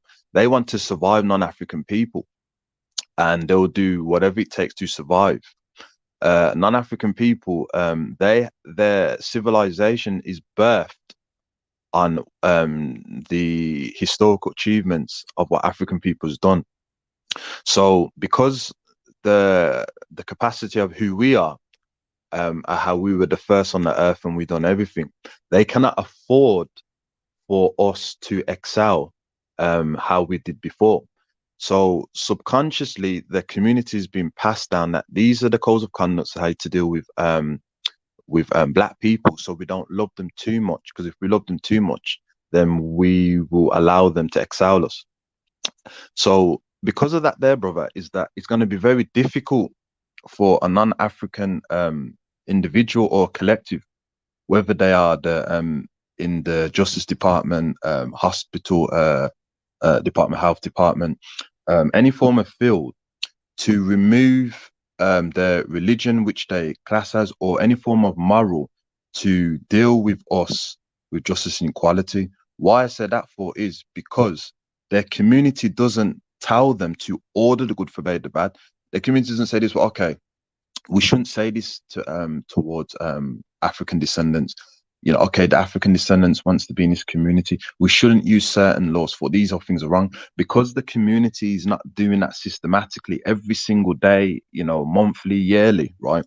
It's going to be very difficult for them to be just with us. So having a doctor that looks like us, right, and hopefully this doctor is Pan-Africanized, and I urge this, because although non-African people practice unethical code of conduct, there are people who look like us as well, brother, why it matters, who have also take upon that unsynchronized mindset to mistreat black people, particularly the unsynchronized ones. So having our ones that look like us, who have the same type of ideology in regards to Pan-Africanized, etc., would be very, very beneficial instead of going for the ones who do not, as well as the ones who don't look like us. Look what happened to Michael Jackson, right? His doctor looked like us, but the doctor didn't think synchronization. So we have to bear that in mind. With that being said, brother, if we do need to have a doctor that doesn't look like us,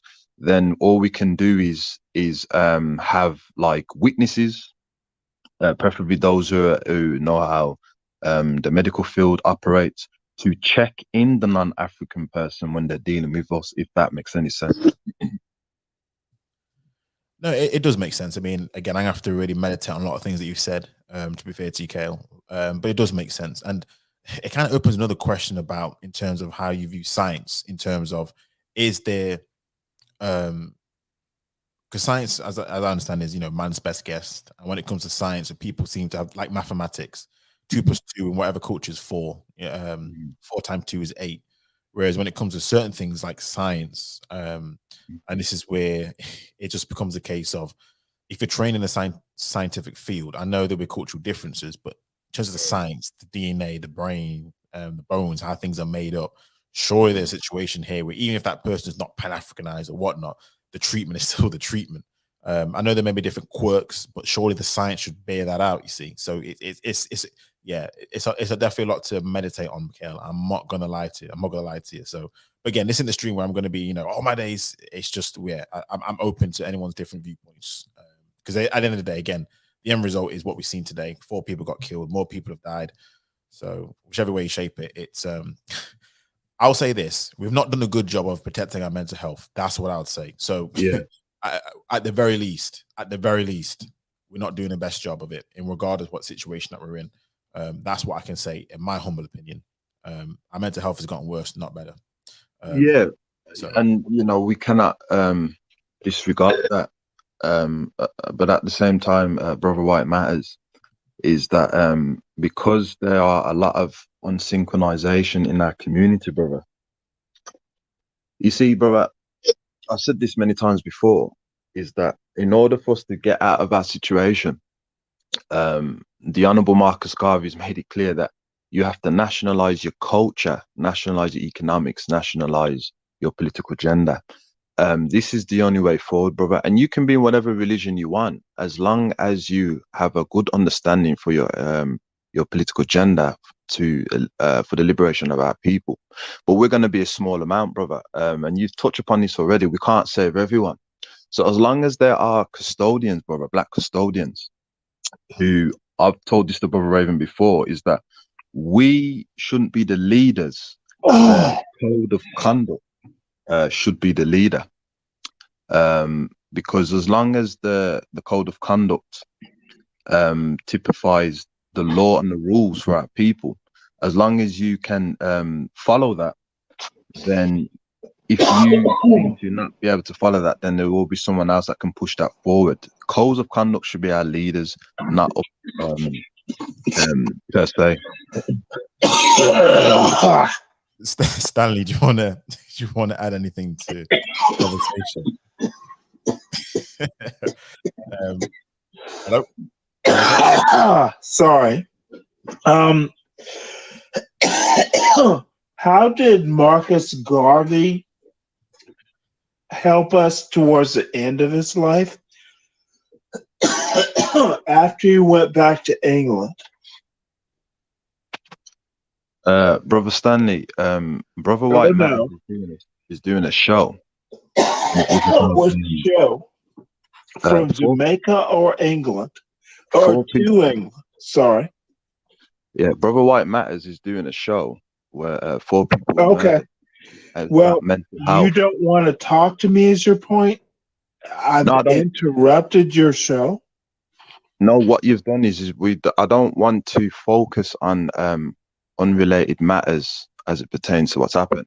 I only use certain blueprints that will help out with the mental illness in order to cure us, right? If you was listening at the beginning of the show, we were speaking about mental health and curriculums of, you know, what makes a person depressed, what makes a person of mental health. Well, so I'm unwelcome to ask you questions? It'd be better to ask why it matters, because he is the custodian of the show, and how he wants the show to flow is very important to him. It'd be better to ask him instead of asking me. I mean, I'll say this, Stanley. I mean, because it sounds like it may go off on a tangent when it comes to Marcus Garvey, and I know you have your differences in regards to the codes of conduct. I think if you're able to relate, there was something about codes of conduct and being synchronized.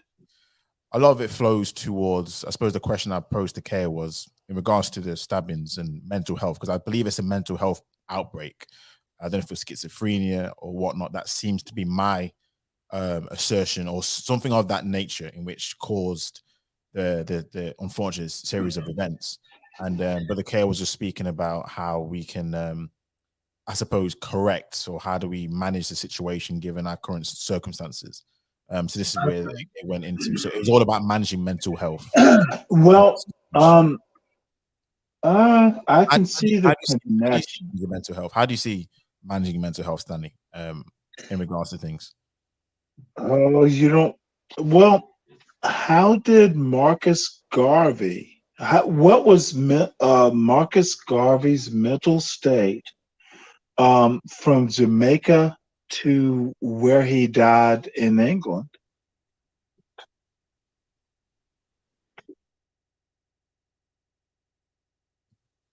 As I said, Brother Stanley, we're not focused on the mindset of the Honorable Marcus Garvey.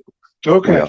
Well, I can end it here, but that was my question. I'll wait for the answer. Well, brother White Matters, as I said, brother, I'm a guest on your show, and you know, a supporter from the community. I am qualified when it comes to mental health. But if you want it to go down that way, brother, however, I would advise it shouldn't, because we're moving off the topic, you know. I mean, it's entirely up to you. It's entirely up to you, brother. I do. I mean, I think definitely different show, and I don't know if well, that's another conversation about you two's situations. But Brother Stanley, thank you for coming on. I'm just going to drop you down. You can happily listen in the background in regards to this.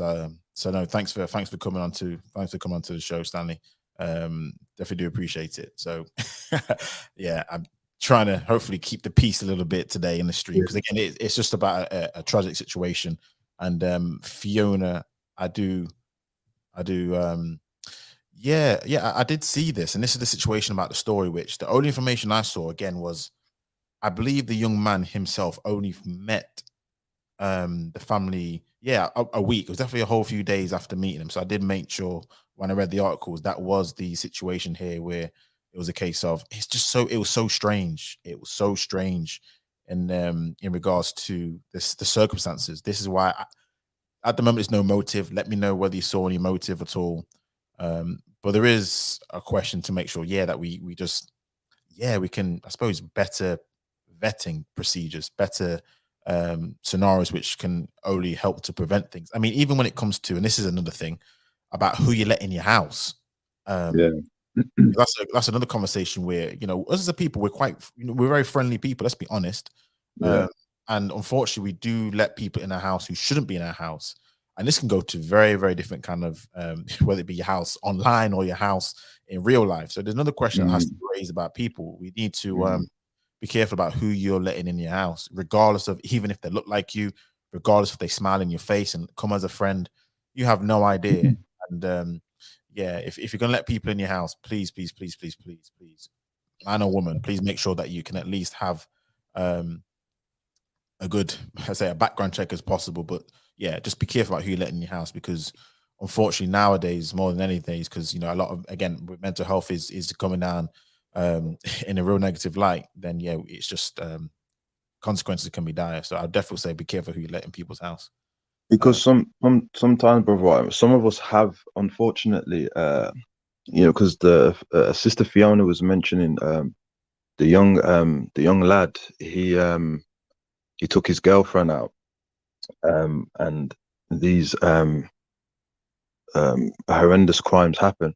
But brother, some of us do suffer from personality disorder, and you know, the personality disorder, brother, is it's a very dysfunctional type of disorder. You know, it causes stress, of course, and the emotion kind of flips, you know, randomly. Like it could be every 50 minutes, every hour, and it changes the behavior of certain situations.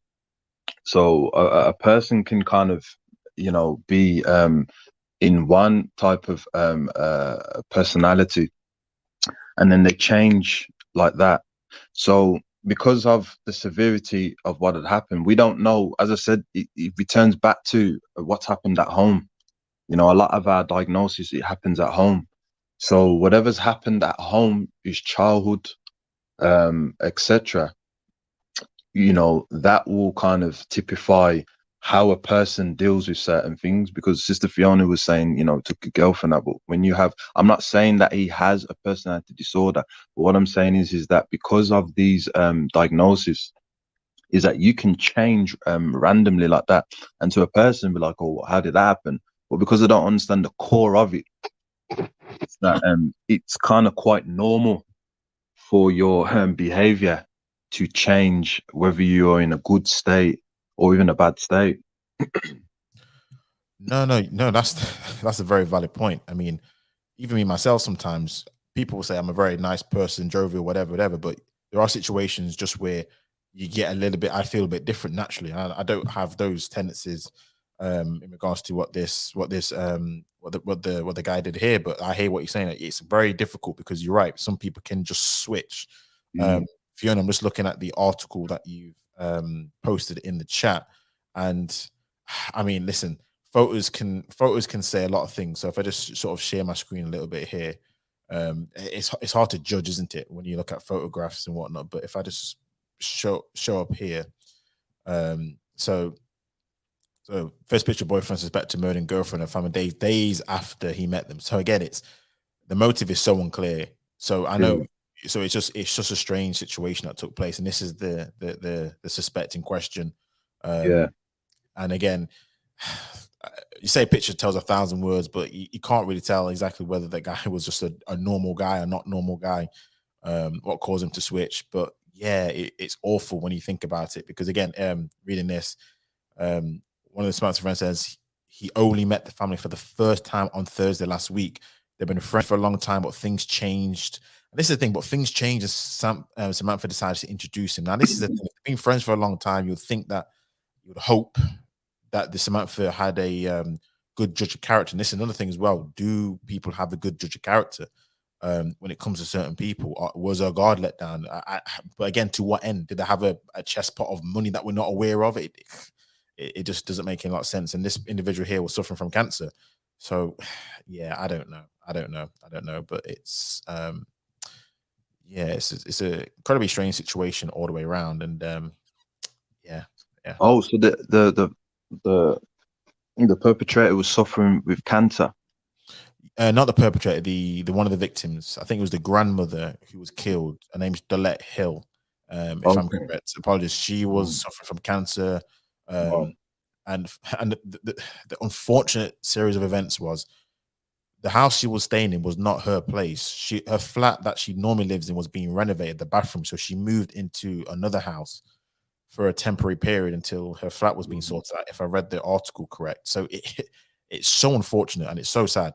But yeah, that was a situation that I don't think she was actually even meant to be there. If I'm right, it was crazy. So yeah, but yeah, Tash, yes, yeah, the motive isn't clear yet. So and I'm trying to think, and for me, there's not a motive clear enough.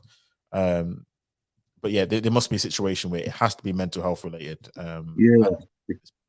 Because as I said, brother, you know, the mental health department and neurosis is very powerful, which is overlooked. I mean, when it comes to the non-Africans, they have like these institutions where they can kind of like, you know, do treatments and assess.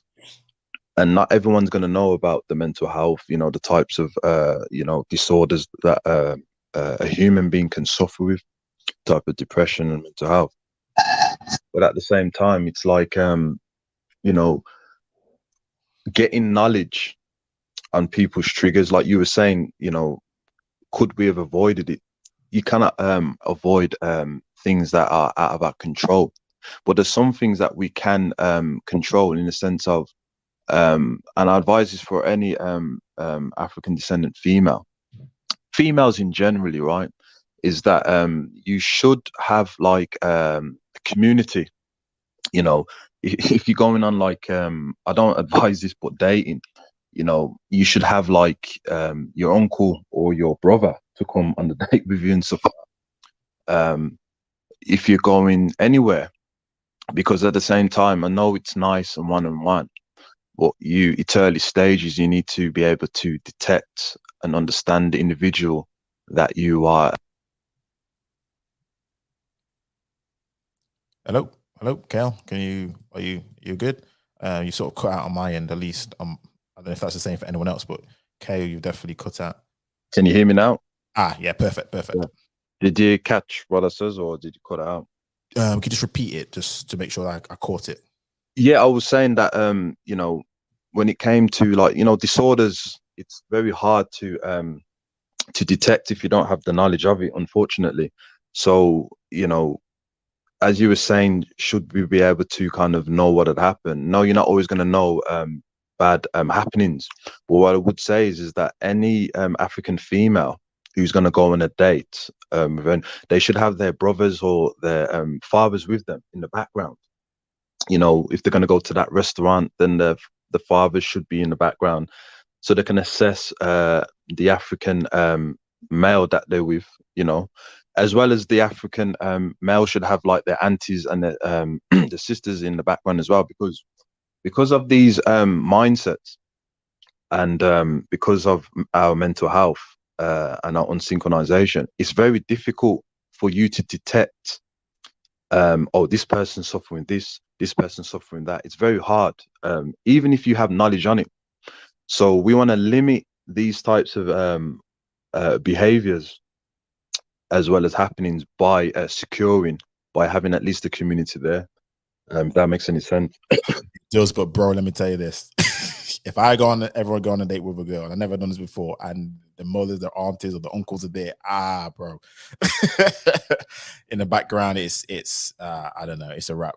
I mean, one thing I will say, which it's regarding domestic violence, but it could help, is there's something called Clare's Law, in which women they can almost ask about the partner, or basically they'll understand more about if that partner that they're with, involved in, has been involved in domestic violence, and what that can do, at least on that regards, it can alert the woman as to what kind of man that they're dealing with or potentially going to be dealing with, and they can actually divulge information about that guy. So yeah, I mean, in regards to some other things, I think there's more tactical things that we can do. The chaperoning part, that's old school, which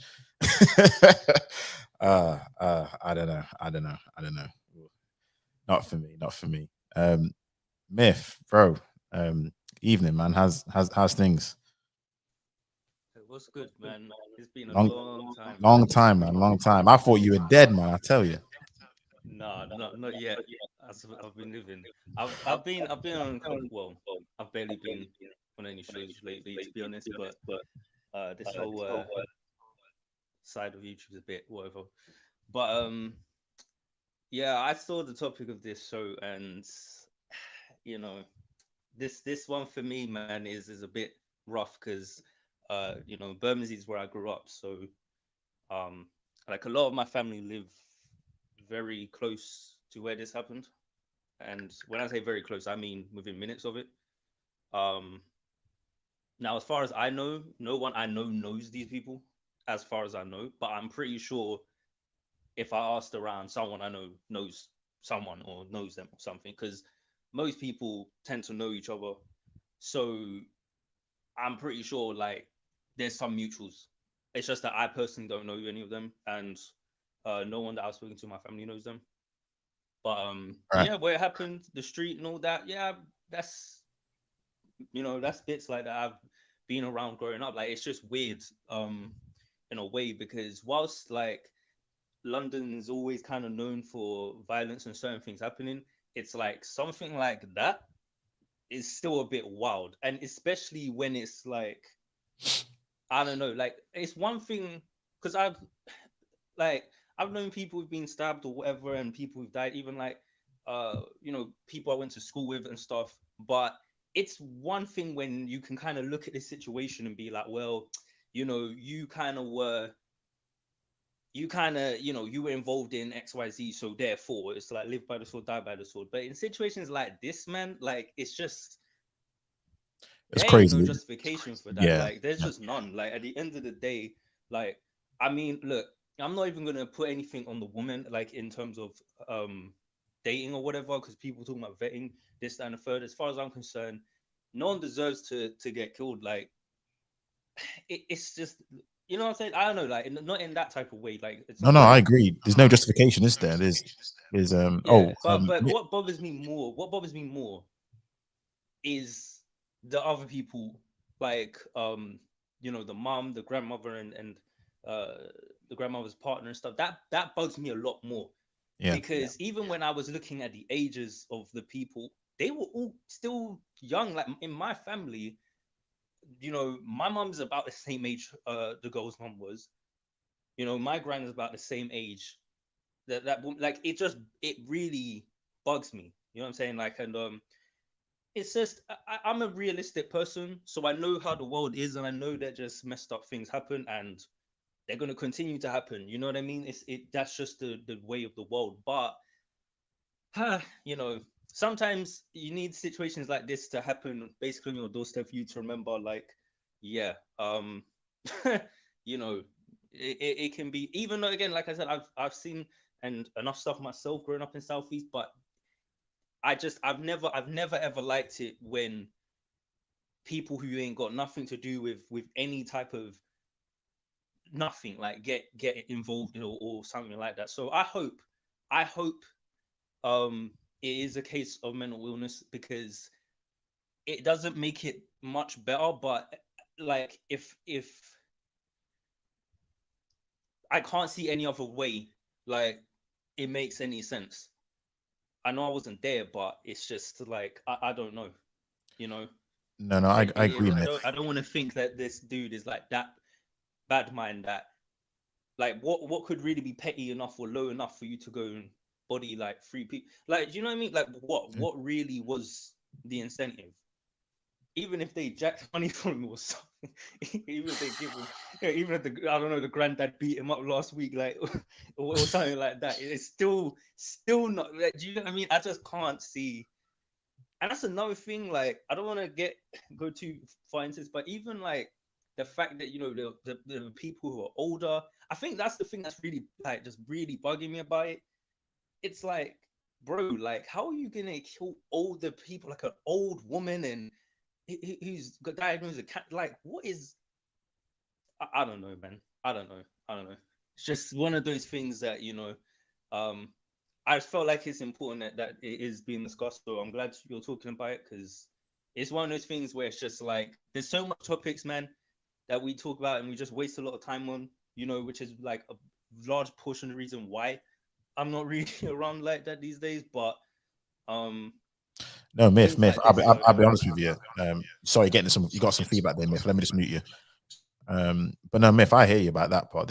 And I even said this in the stream, there's so many pointless conversation that we have, which, man, and it takes deaths and things of this nature to really put everything into perspective, which it shouldn't do. But do you know what happens when you go to funerals? This is a classic example. When I go to funerals, it's always a case of perspective. All these stupid conversations, so many stupid conversations, and it takes something really tragic. Because again, like you said, the victims, victims are cancer sufferer. I mean, by all accounts, she was a model citizen. She was a hardworking person. She came from the Caribbean to, as also start a new life, and then this happened. It's crazy. It's crazy. Couple of things, Myth. I think you're low on the mic, just to let you know. But yeah, it's I was gonna say I don't know is it still like that or?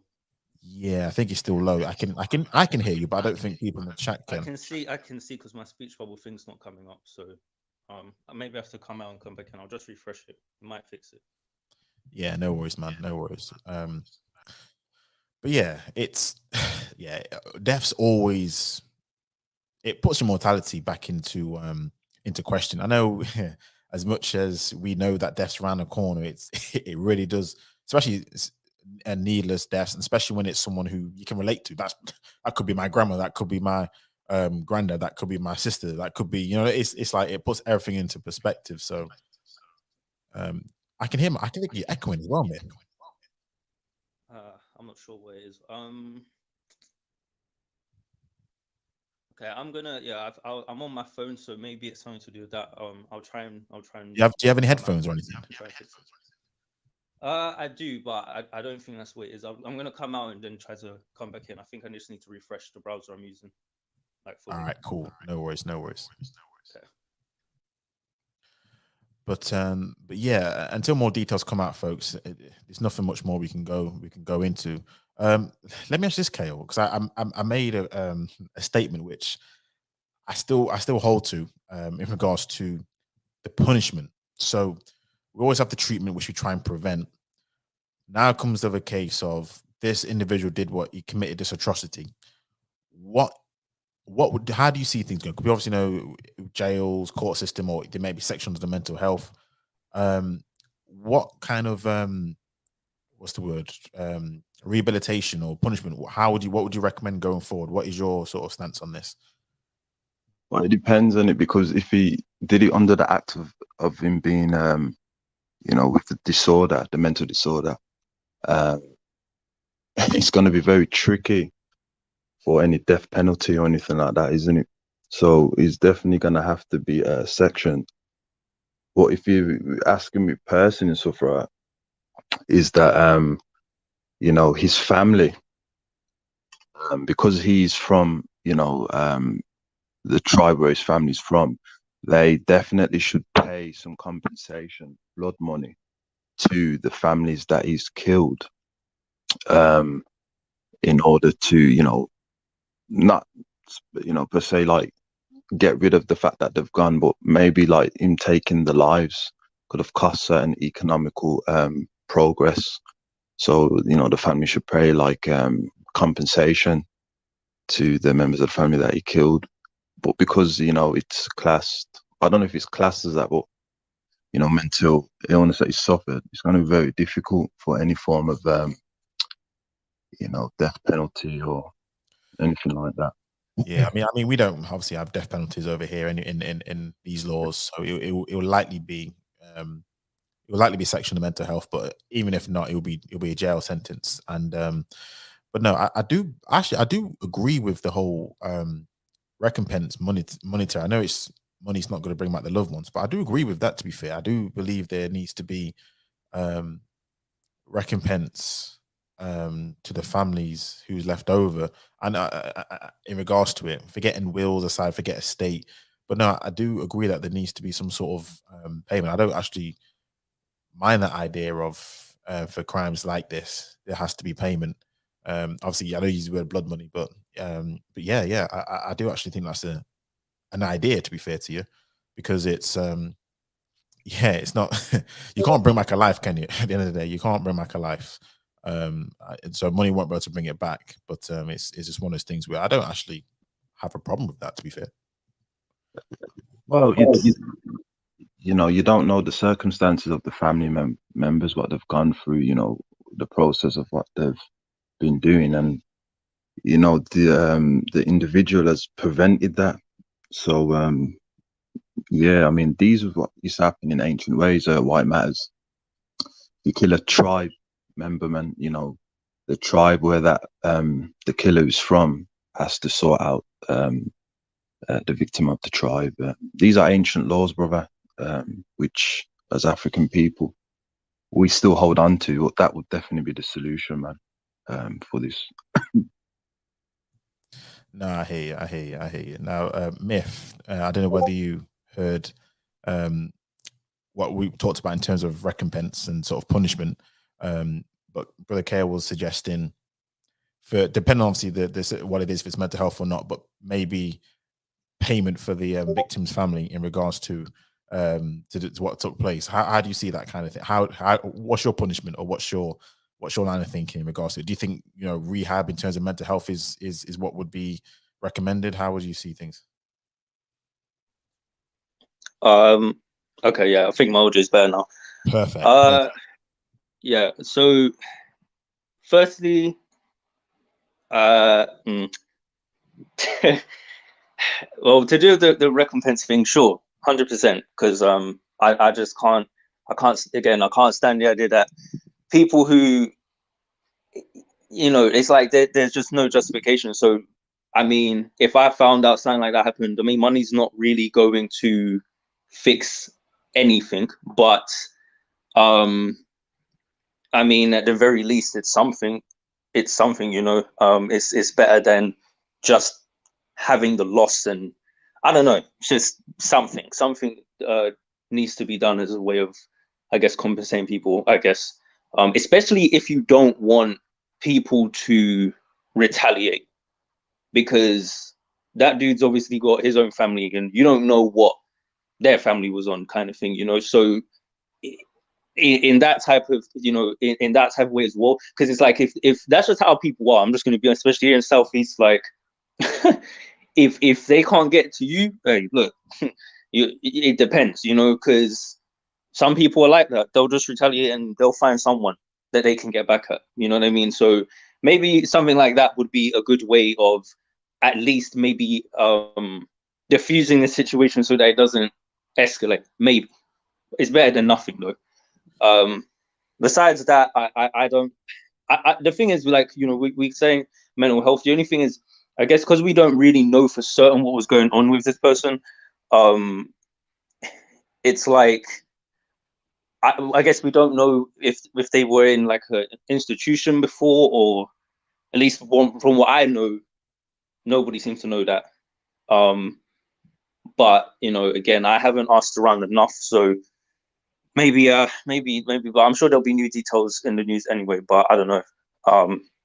But yeah, I guess for me, like, if the person's known as an offender,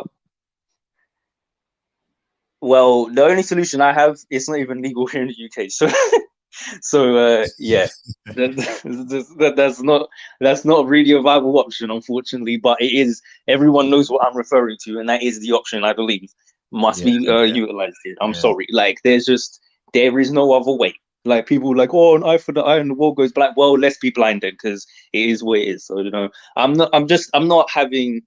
I don't know. I can't stand it. I cannot stand senseless violence, and that this is a prime example of that.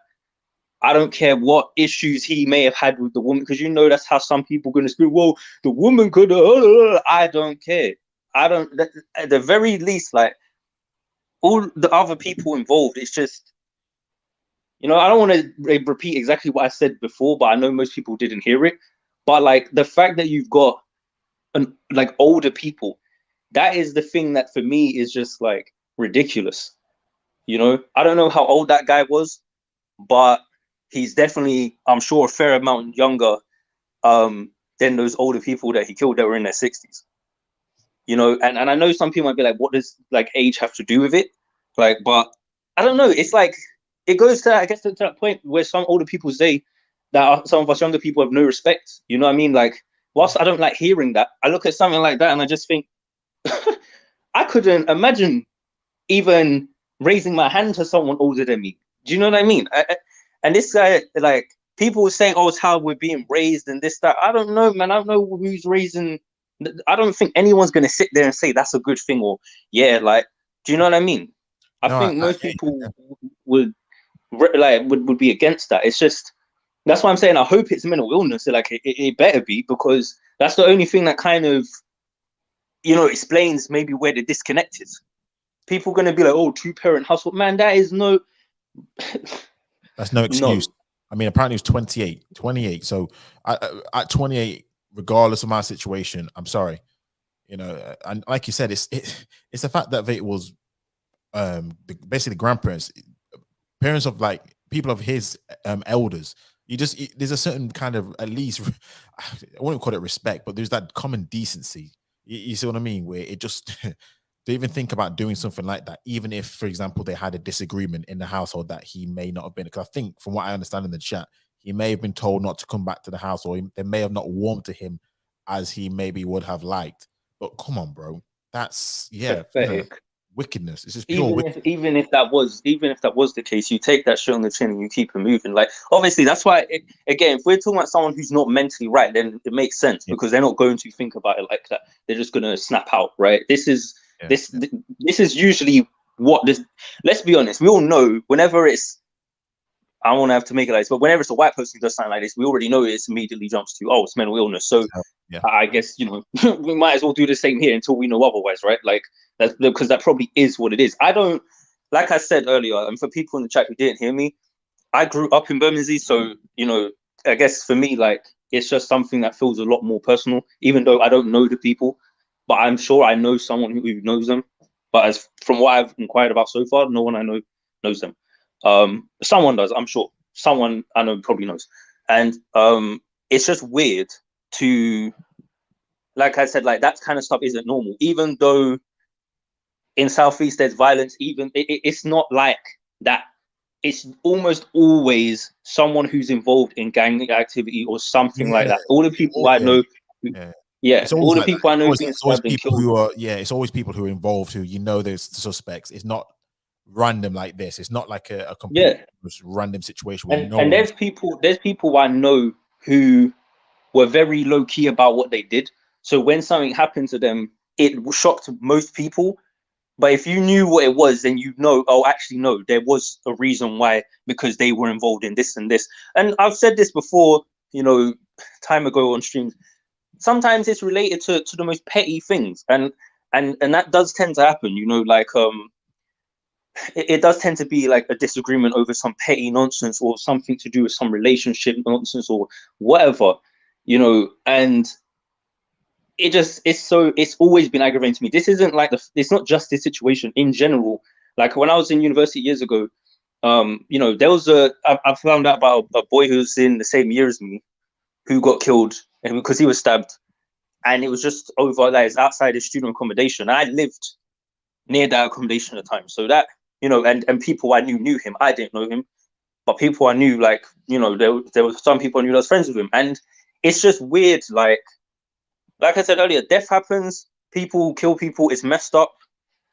So I'm not gonna act like, oh wow, something like death doesn't exist or murders don't happen. They do, but there's just something about situations like this in particular where it's just these people that you just think, like, what's really, and this is the reason why it's a tough thing to discuss solutions to, because solutions are things that are based on some type of sense.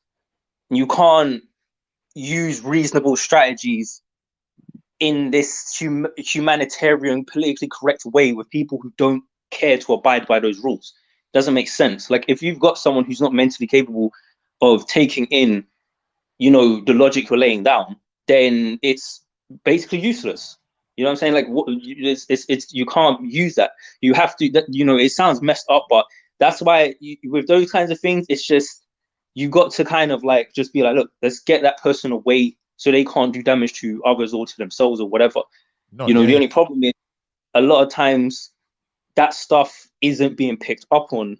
And I do think, and I'm just going to say it's quick because I know I'm talking a lot, but I do think a big part of the reason why for us as Black people, particularly here in the UK and stuff, and in inner cities like London, why someone like him, because I saw the pictures of him, he looks like any dude if I was to go outside right now, like, he just looks like a regular guy. He don't look like same thing. He looks like a random man. He don't look like anything different. He don't look like he don't look like no youths like that who I go down the street. I see him.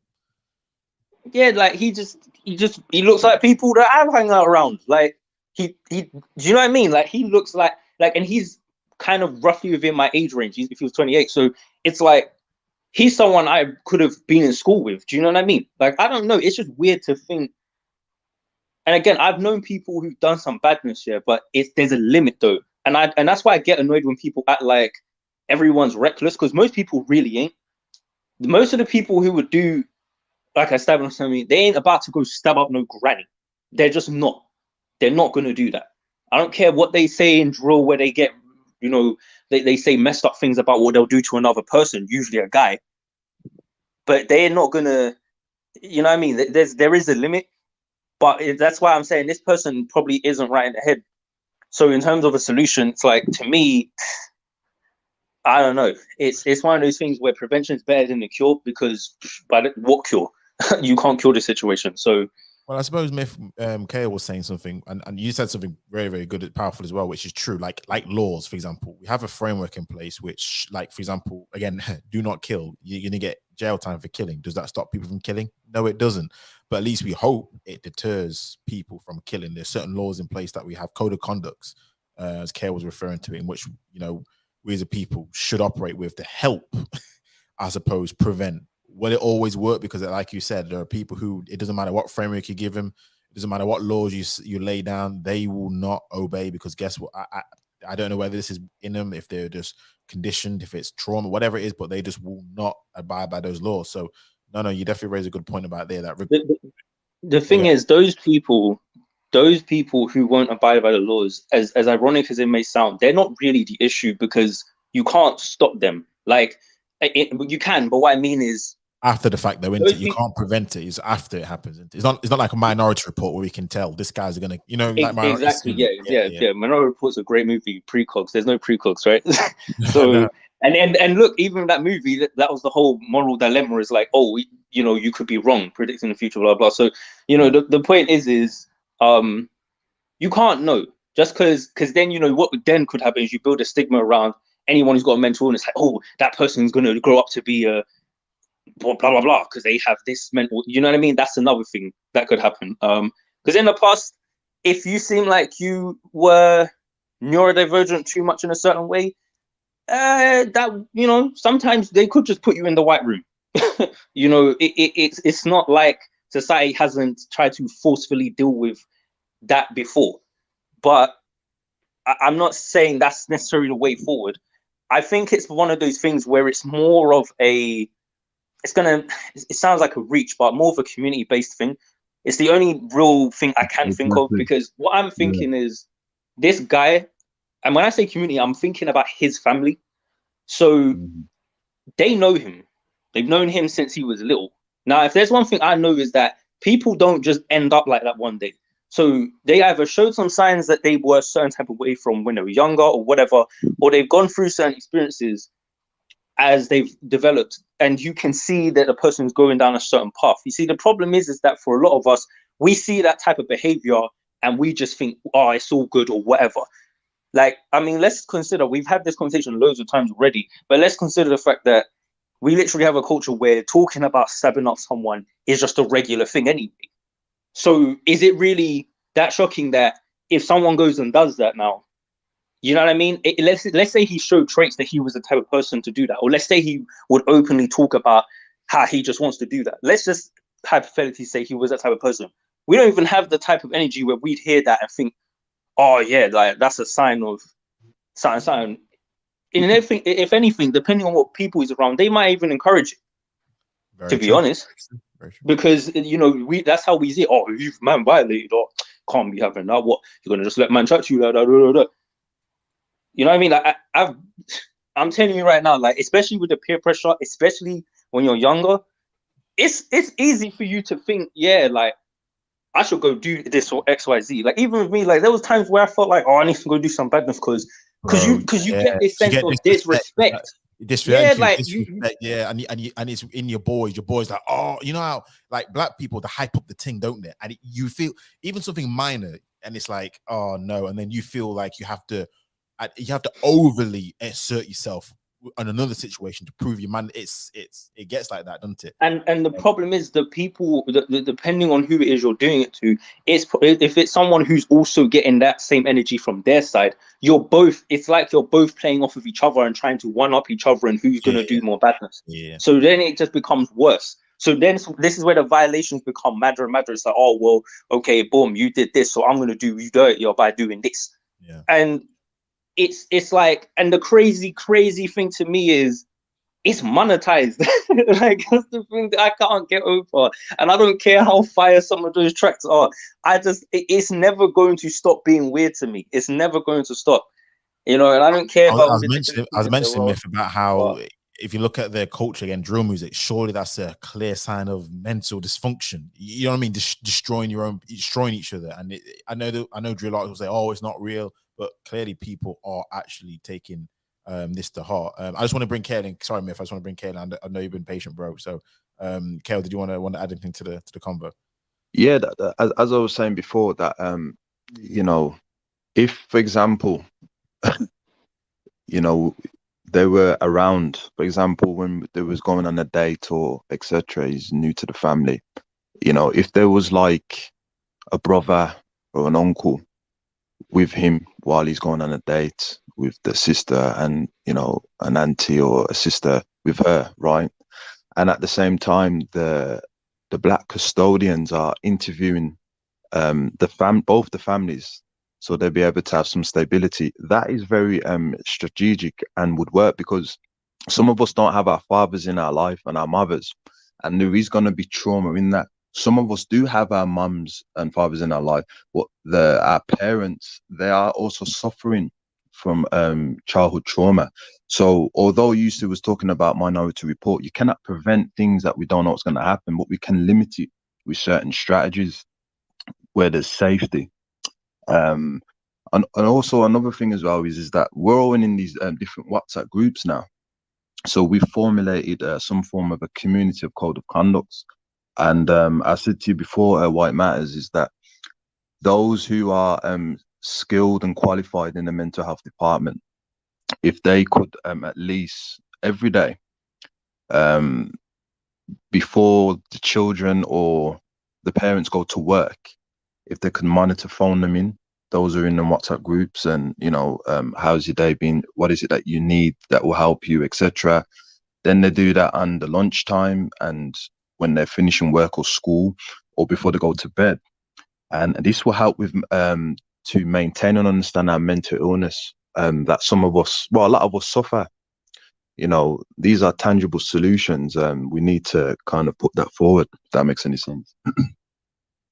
No, it does. And even myself, I'm in various WhatsApp groups like Family Wise, and we tend to check in with each other because, if we're all dotted around the nation, I've got family, London, Birmingham, Peterborough, and all over the place, isn't it? So it's just like, no, I definitely agree with you in that respects, to at least trying to minimize and help, I suppose, protect each other. Because one of the things we always talk about protection. So as a people group, we can help definitely protect ourselves with the technology that we have at disposal. We have so many apps and so many different ways to make sure that we're connected. Then it makes sense that we use it for things that it should be used for, not just foolishness.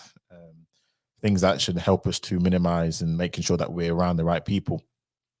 I suppose it's just a case of making sure that we train our sons and daughters to make sure that they hang around the right people. This is, for me, a lot of it is all to do with, I mentioned diet, I mentioned the what you consume, whether it be music, films, TV. A lot of it is is not helped by the nurturing aspect of it, what we're consuming. A lot of these things, even myself, I'm like, I need to stay away from certain topics or certain things which it doesn't do well for my mental health. Even for me, I consider myself a resilient person, but even I'm like, no, it ain't good for mental health. So some people are just, unfortunately, have a lower threshold or just on edge. You tell them no, that's it, boom. So yeah, it's crazy. I'll be honest with you, White Matters, it's very controversial about to say. You were mentioning the drill music can cause a lot of mental illness. I would say, brother, all music will cause mental illness. And the reason I'm saying that is that it's not just the drill music, the hip hop, the rap music, it's also the R&B as well. It's also soul, because if music has a way of hypnotizing you and making you do certain things that will go against the code of conduct of the collective, then we can definitely say that music as a whole is very destructive and will cause mental health. I mean, all music causes fornication, adultery, murders, it increases all these things. It's because it has a way of tapping in our you know, mental mindset, which can enhance certain types of feelings, which can carry out certain types of acts. Would you also agree that it can be constructive as well? Because, you know, let's be honest, music to Black people is like part of our soul, isn't it? So would you also, I do hear you, a lot of genres, if you listen to the lyrics, and funny enough, music, there's a science behind it in which, depending on what kind of beat you listen to, it puts you in a trance. That's why when I work out, there's certain types of music I listen to. I'll even listen to other types of music. Like, I'll be honest, I listen to like gospel to help me get through certain situations, or other types of music. So there is definitely, I'm not going to deny that. But could you also argue some things can be constructive in regards to music? Well, here's the thing, brother. When you understand the wavelengths of the brain, right? The brain reacts to certain types of vibrations, dopamine, serotonins, etc. Right? Now, when it comes to the music, what it does is you may not have to hear the lyrics, but it does create certain types of intense feelings. Now, if uncontrollable feelings can cause you to do things to go out of reality as it pertains to mental health, then we can say that all music, the vibration frequency, can definitely cause mental illnesses. In fact, there are so many evidence, you know, that a lot of people that, you know, to get themselves in a mood, whether it be profanity or any type of, they need to, you know, listen to a type of music to get them in that state. And uncontrollable emotions, bro, is very dangerous, which is why, unfortunately, we haven't understood the non-Africans when they're practicing on ethical code of conduct. That we are very emotional towards racism, where racism is about strategy of keeping, you know, opportunities and, you know, benefits in one particular ethnicity away from another ethnicity who are disorganized. So we have to take that on board, brother, that if anything that hypnotizes us to get us out of reality, then we need to avoid that, you know, ASAP. No, it's interesting. I definitely, it is interesting. I hear that. I mean, that is going to be an incredibly difficult, almost impossible situation. Because, yeah, I don't know. I think music, it does take people away from their reality, but sometimes that's kind of the point. But yeah, for me, I definitely see certain music and genres are definitely more destructive than others. Others, I see it as more of a temporary trance, or it just gets you away from a certain feeling of emotion, but it may not necessarily be the worst thing. But for sure, I'm not going to disagree. A lot of the music that's out here nowadays, I'll be honest with you, it's, yeah, put it in the bin. It's crazy. So there's definitely impacts for sure. We've been going for quite a long time, to be fair, 2.5 hours. So I kind of definitely want to wrap it up. So I'm happy if anyone has any sort of last words or anything that they just wanted to raise about the situation, Myth, Kale. Otherwise, I'll happily wrap up the show. But no, thank you for everyone who's been in the chat. Please make sure you like the stream, share, subscribe if you are new. But yeah, Myth, Kale, any sort of final words before we sort of wrap up the stream? Yeah, I just want to say community-based organization needs to be put forward. Any form of dates, marriages, or any form of interactions, because we suffer from post-traumatic slave disorder, colonization disorder, there needs to be the community around us constantly. Also, those who are qualified in the mental health department, that are African descendant, they need to come on your show, Why It Matters. As I said, I've been to university. I've studied counseling, mentoring. I've been to uni, things like that. But there are others who are, also in that field, and psychologists. So they need to come on your show, brother, and they need to do, go through the different types of mental illnesses. However, there's a catch, because as I mentioned before, Carl Rogers, who we had to learn at university, Sigmund Freud, and etc. Although they concentrate on psychic, but they're still Europeans who do not believe in the creator. So you need an African descendant who understands mental health, that will lead towards our mindset in how we think and how we can get cured, if that makes any sense. But brilliant show, brother, Why It Matters, and I'll always support you, brother. I'm looking forward to the next show, God willing. No, 100%. Thanks, Kale, for that. And yeah, for sure. I mean, I'll be honest with you. If anyone who has mental health qualifications, I'll happily definitely give them a platform on the show. I'm just a regular guy, so I'm no one special, but for sure, I'll definitely try and give you the forum to definitely discuss mental health. Again, mental health, especially in the workplace, my workplace in particular, it is definitely spoken about a heck of a lot. Even if it's not on a, I suppose, scale in your sort of view, a Pan-Africanist, it's definitely just talk about it. So for sure, mental health is no longer as taboo as it used to be back in the day. So definitely people make sure that you can try and tend to your mental health, because that's once I think my uncle said this, which is very true. You can recover money, you can get back money, you can get back a lot of things, but if you're down in the pits, there's certain places where you go down low and you can't be pulled back from, and that's a lot to do with mental health. So there's a lot of things which you can recover in life, but sometimes certain mental health, if you get down in low in the pits, I'm telling you, that's a very, very, very, very difficult place to come back from. There are a lot of people who have sunken deep, and they're not being able to get back to themselves. So yeah, definitely reach out if you need to. Myth, sorry. Last but not least, any final thoughts or words?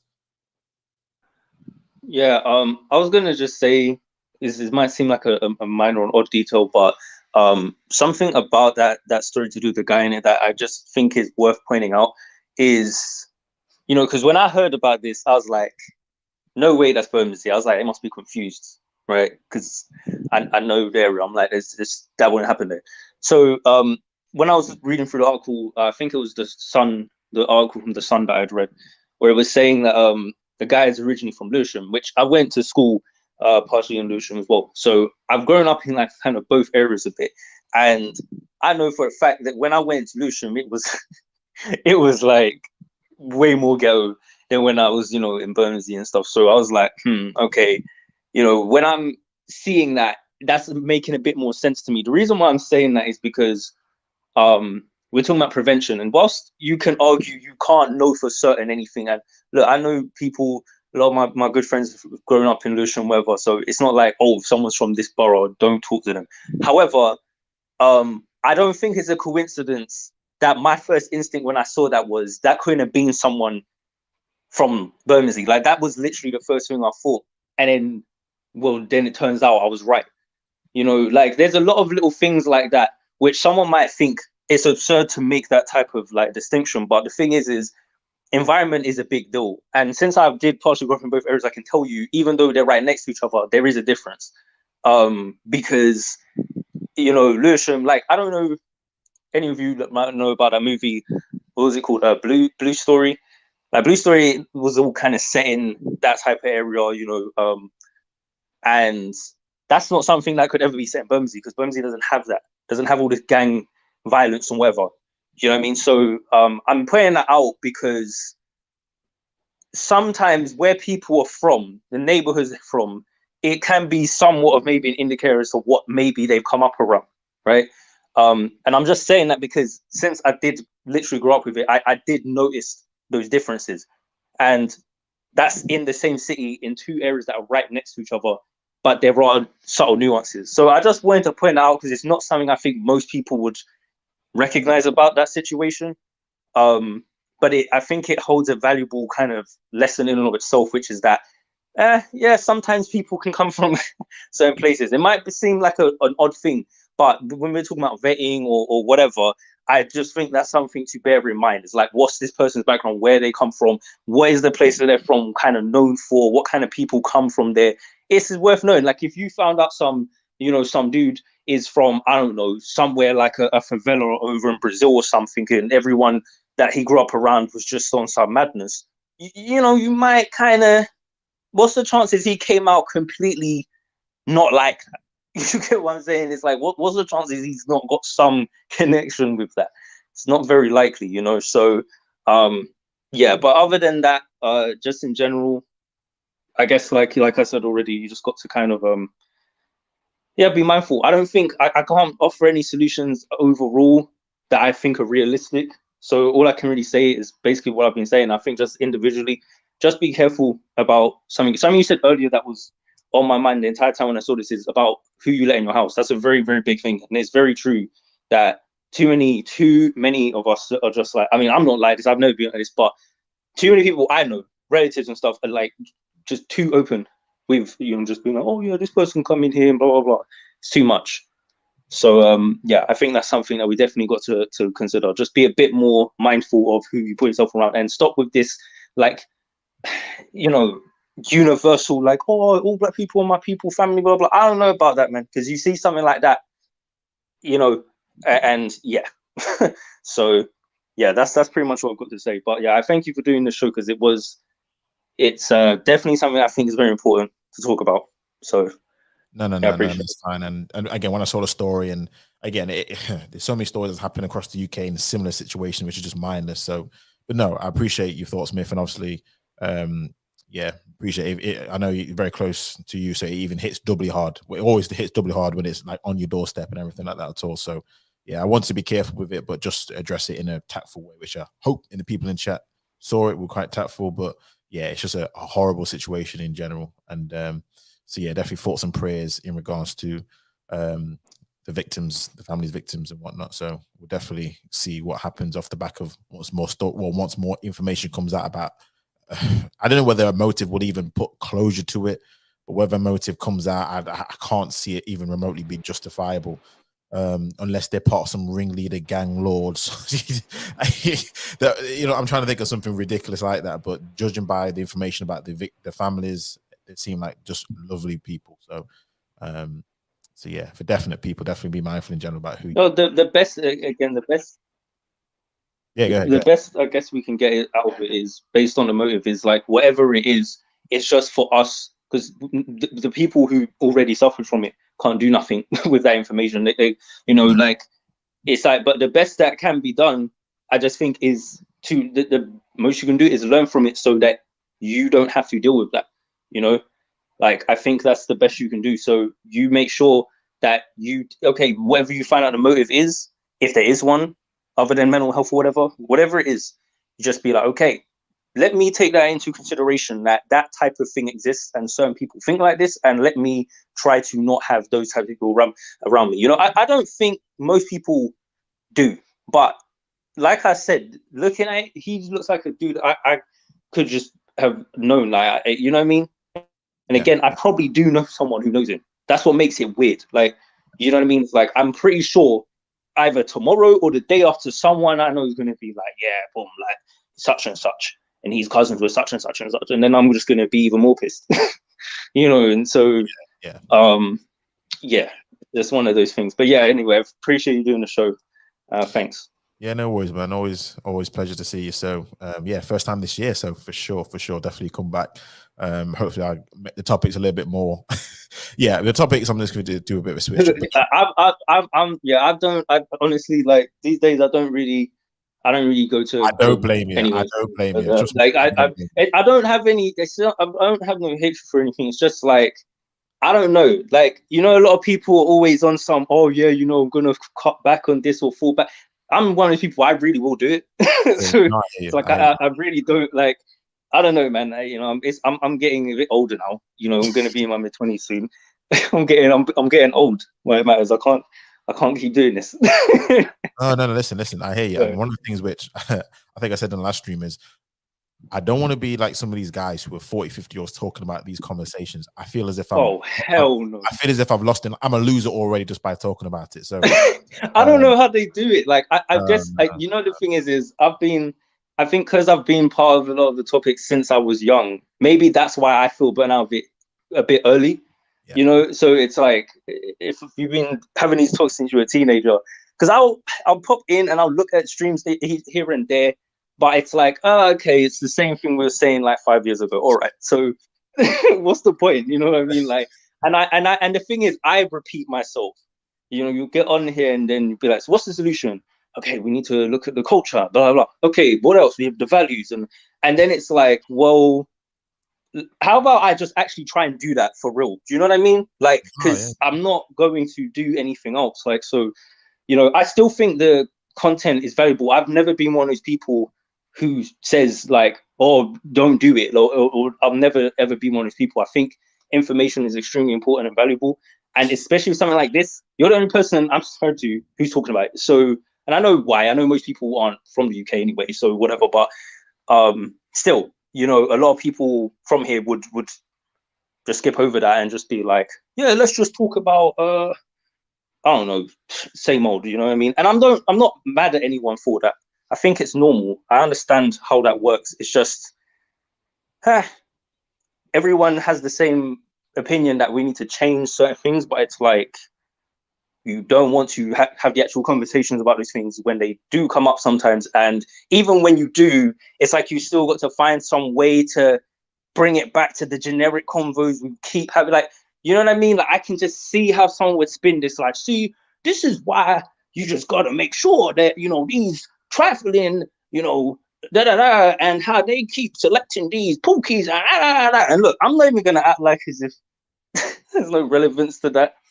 But it's just like a case like this, I know, and you want to try and this is why I've not talked about that kind of stuff. I've not wanted to broach it because it's you're right. And look, talk about if you want, like, yeah, if you, I mean, look, it's still look, all those things are relevant, and I'm just going to be honest.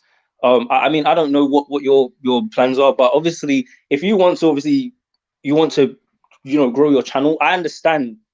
You know, I understand that there's certain things that just have to be done. Like, sometimes just is what it is. You know what I mean? Even if you make content in completely different genres, you get trapped sometimes in making certain content because it's like, oh, that's what's getting views, so it's got to keep doing it. You know, it's just it is how it is. So I'm never going to be mad at people for the content strategy. It is what it is. But I'm just saying, for my side of it, for a couple years now, I've always thought I need to kind of fall back and I take my breaks. But I feel like yeah, these days I really do. Like, I truly am just ghost now. Like, I really am just not really in it anymore. And it's still going to be relevant because I still live in the world. But I'm actually trying to be more proactive. You know what I'm saying? Like, it's like, let's actually, like, some of the things I've been up here and talking about, it's like I want to try and see, can I make these things a reality? You know? And I don't expect everyone else to do that. So no, I hear you. This is why I say this. I've been messing a lot with like Falcon Black self-improvement. I've been messing a lot with that.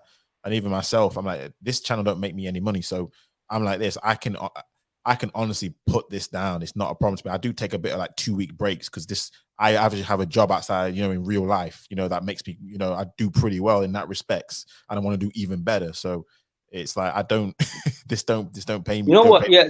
And yeah, and you know, like, shout out to Falcon Black as well, because he's one of the few, like, I mean, when I found his channel years ago, he's one of the few people who I feel like it's like, okay, you say like, boom, you know, do this, boom, do that, and it's like, let me actually show you. You know, I've always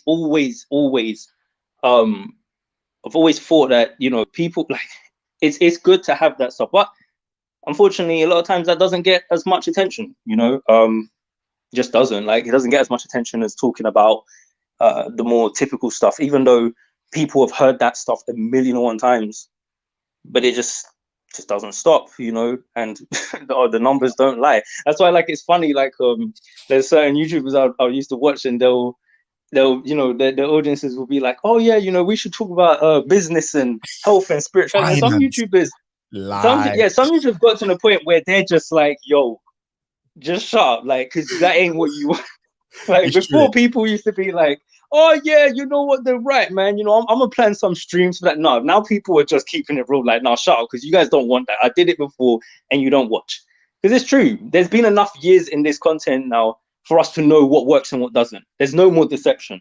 Okay, you could try that 5 years ago when no one had really tried to go hard with business or fitness in certain ways, but you can't do that anymore. We know what the numbers say and we know what it is. So we know what most people are focused on. You know what I mean? And I think for someone like me, it's like, you have to just decide, okay, is that something that you want to put your energy into or not? You can't expect all these people to change. They're not going to. So, you know, either put up or shut up. You know what I'm saying? Or just basically, I'm just not one of those people to just sit around and complain about it either. Like, I may not necessarily like it, but I just kind of see it for what it is, enjoy it for what I can, and take what I can and move on, you know? Because again, I'm very, very conscious of time, like extremely conscious of it. It's just one of those things where I'm just like, I really don't want to be, I don't even want to be 30, you know, because I feel like I've been very fortunate to learn. I have learned so, and that is one thing I'll say, I have learned so much from this content over the years. Do not get me wrong. I'm never going to be that person to say it's just toxic and it's terrible. I hate that one-sided way of thinking, because I just no, I'm too much for myself proof of the fact that it can be something that can really be beneficial, you know. It depends on who So you are as an individual and how I'll say this, information to someone is a blessing, to another person is chaos. So for me, it depends on the individual. So I mean, yeah, there's certain situations which, depending on the individual, depends on how they interpret it. You seem to have a more of a different mindset already, which means that you're not going to be swayed by the toxicness of it, and you can see it in a different light. Like me, I can understand things and be like, okay, I'll put it aside and not go too much on that, on the dark side, if you like. Whereas other people, unfortunately, no. Like mental health, certain people, as you know, based on maybe background, history, whatever it is, like this situation here, you tell them one thing, I'm telling you, it's dangerous to them. It's absolutely dangerous. That's why sometimes, yeah, of course. I mean? But that's the thing, though, is that like in most of the information that's out in the world, just in general, in my view, a lot of it is like that. And the big issue is that it's like there's no clear thing, because you've got a lot of ideas that's being pushed by the machines, like in terms of big media outlets, that is really damaging. And the problem is that stuff has got tons of money behind it, so you can't really, it's not like you can just suppress that one. You know, it's easy to suppress some little content creator. You can just snipe their channel. It happens all the time. You don't even have to do that. Just demonetize them. That'll make most of them go away. Only a few of them have the integrity to keep going. You know, most of them just take away those green dollar signs that's under their videos, and they'll be gone. You know, like they put a flipping song on there, and it gets copyright strikers. I've got to take the whole video down. No, you don't. Just cut this song out, and you can keep the video up. You know, but just things like when people are just really they're just stuck on you know, monetizing things and trying. And I'm not mad at people for that, but I think that, like you said, it's just there's no easy things, and that's why I'm just kind of like, I don't know. I look at it and I just think it's going to be very interesting. I just always wonder what I'm one of those future minded type of people where I just think, like when I'm 60, you know, it's going to be real weird thinking back on the times when I was this age, you know, like what's the world going to look like? And I guess in some ways it's like, I struggle to see how those of us who are young right now, like, I just struggle to see how we're going to live up to so much of the responsibility that's before us, I guess. And that's why it's like I'm very, very keenly watching what's being put out. And I think for the most part, I don't know, I'm a cautionary optimist. So for the most part, I think there can be good that comes out of things. And I think overall good things can happen, because I do believe in general, most people want to be good people, even if they have different ideas about it.